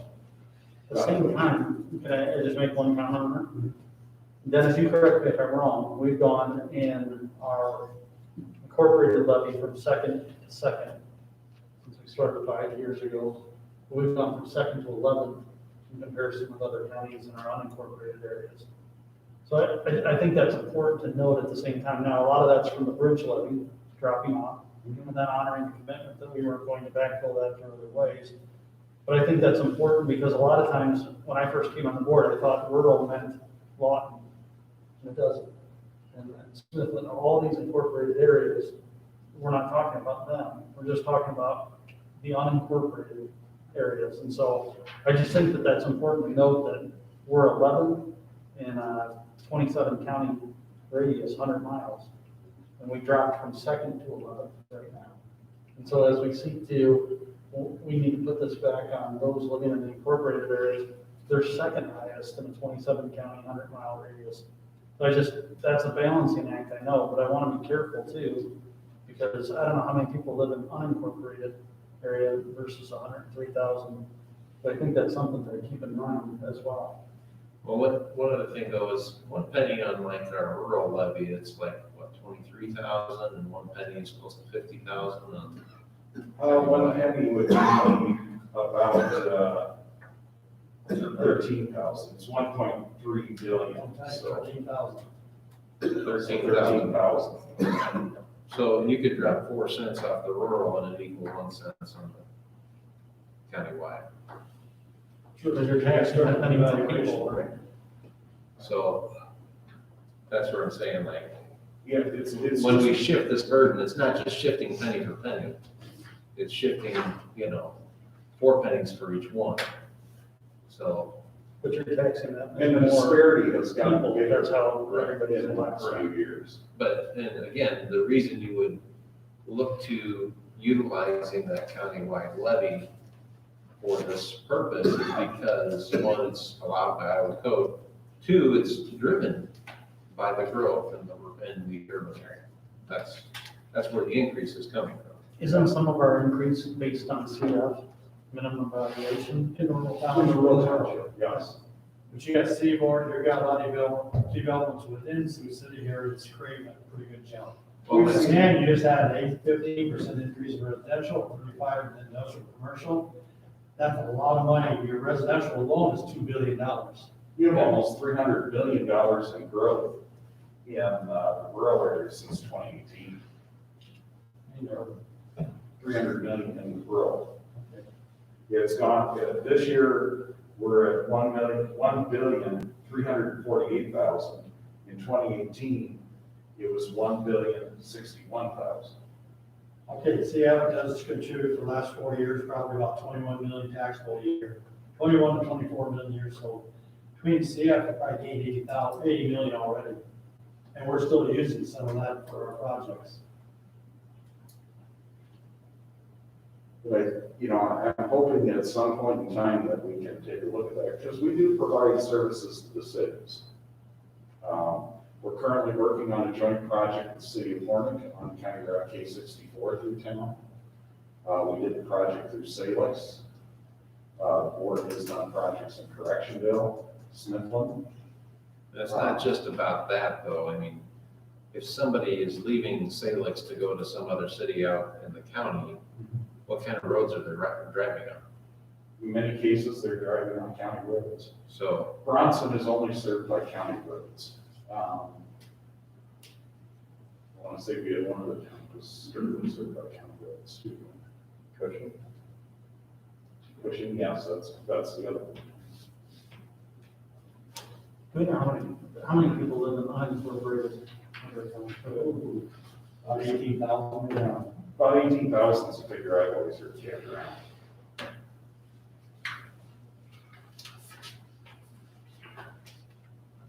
That's including the towns too.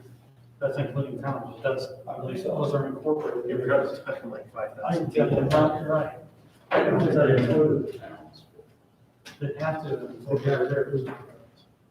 so that's my number is if you take 82,000 from Sioux City, then Sergeant Bluff, and you add up everybody who lives in town. It's about 11,000 now. In the townships, it's 8,238 people in the townships. And then you got approximately 82, 83 in Sioux City, the rest was in the towns. So we're talking about 8,200 in unincorporated areas? Yes. Yeah. On the 2010 census. I'm sure that's probably going up a little bit with all the subdivisions going out in the county, people moving out in the rural area. It'll be right around 8,500 probably. And I think it is important too, to remember, like you pointed out, Jeremy, we did roll that bridge levy off, and we rolled it totally off. When we got back to the end of the 5-year period with the Browns. That's my only concern. Yeah. We got about 8,500 that are 11 by a set of 20, and then 95% that are the second one. But it had, but the general, or the total general valuation really has contributed a lot to our municipal effort. And the growth over the last 4 years has been.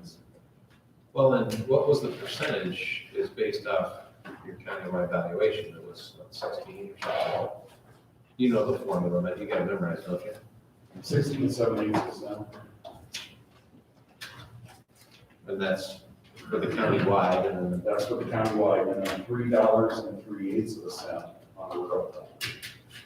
And our current levy budget is where we're at $1,610,000, is roughly $1.21 of the $3.03.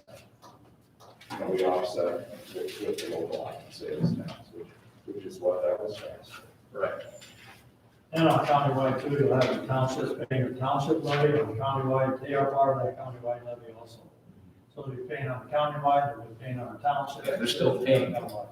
Yes, they're everybody still else paying. is paying a little bit too. Yes, at least the towns incorporated in the levy on the general basis. Is it safe to say, if I'm taken from Mr. Nair, that it's something we should probably start considering? Good. Like Dennis said, for the rest of it, we back into our budget. This year, depending on where we go with the suit on the bonding for the gravel project, right now we're holding a little over $200,000 in new equipment expenses that we haven't spent yet this year. We had also budgeted for 4 additional staff members to do that work, so we haven't hired them on yet either. So we're keeping that in reserve until we see what we have on this. We've pretty well spent down the money that we had in our 221 account. That was that special project levy, $1.3 million a year. I think we have about $460,000 left. That is reserved for paving the road we just graded. That's going to come up about 1.1 million short for paying for that project at least. That would come out of the secondary road funds, and I'm also looking at whether I can pull that over the farm market. If we did that, we'd write the farm market fund a check for that 460-some thousand. Deposit the farm market fund, then let that as a full farm market fund, where that would cover the balance of the new project. So I'm waiting to see how those numbers. I can answer any questions that you guys have on projects or budget items. I'm wondering, do we have any update on that lawsuit? That's Or time with it or something? Just advised by the judge that He just last Tuesday was, not yet, just not yet. Well, I would think it'd be coming pretty soon. It's been a week now, we did it last week on teleconference. So, should be coming.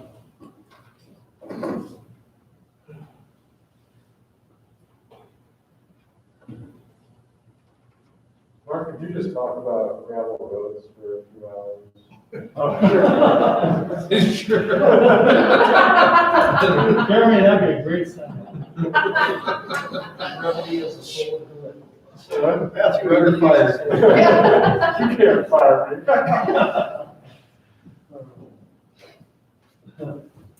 I'll take that as a compliment. Further questions in brevity-minded fashion? I'll move to receive. Second. Motion by Raddick, second by Taylor. Thank you so much. Supervisor Taylor, please stay over there. Look forward to having you back. Appreciate your service. All those in favor say aye. Aye.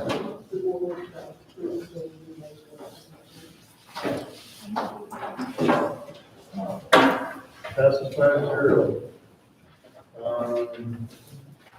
Next week's meeting time. 3:30? 3:30?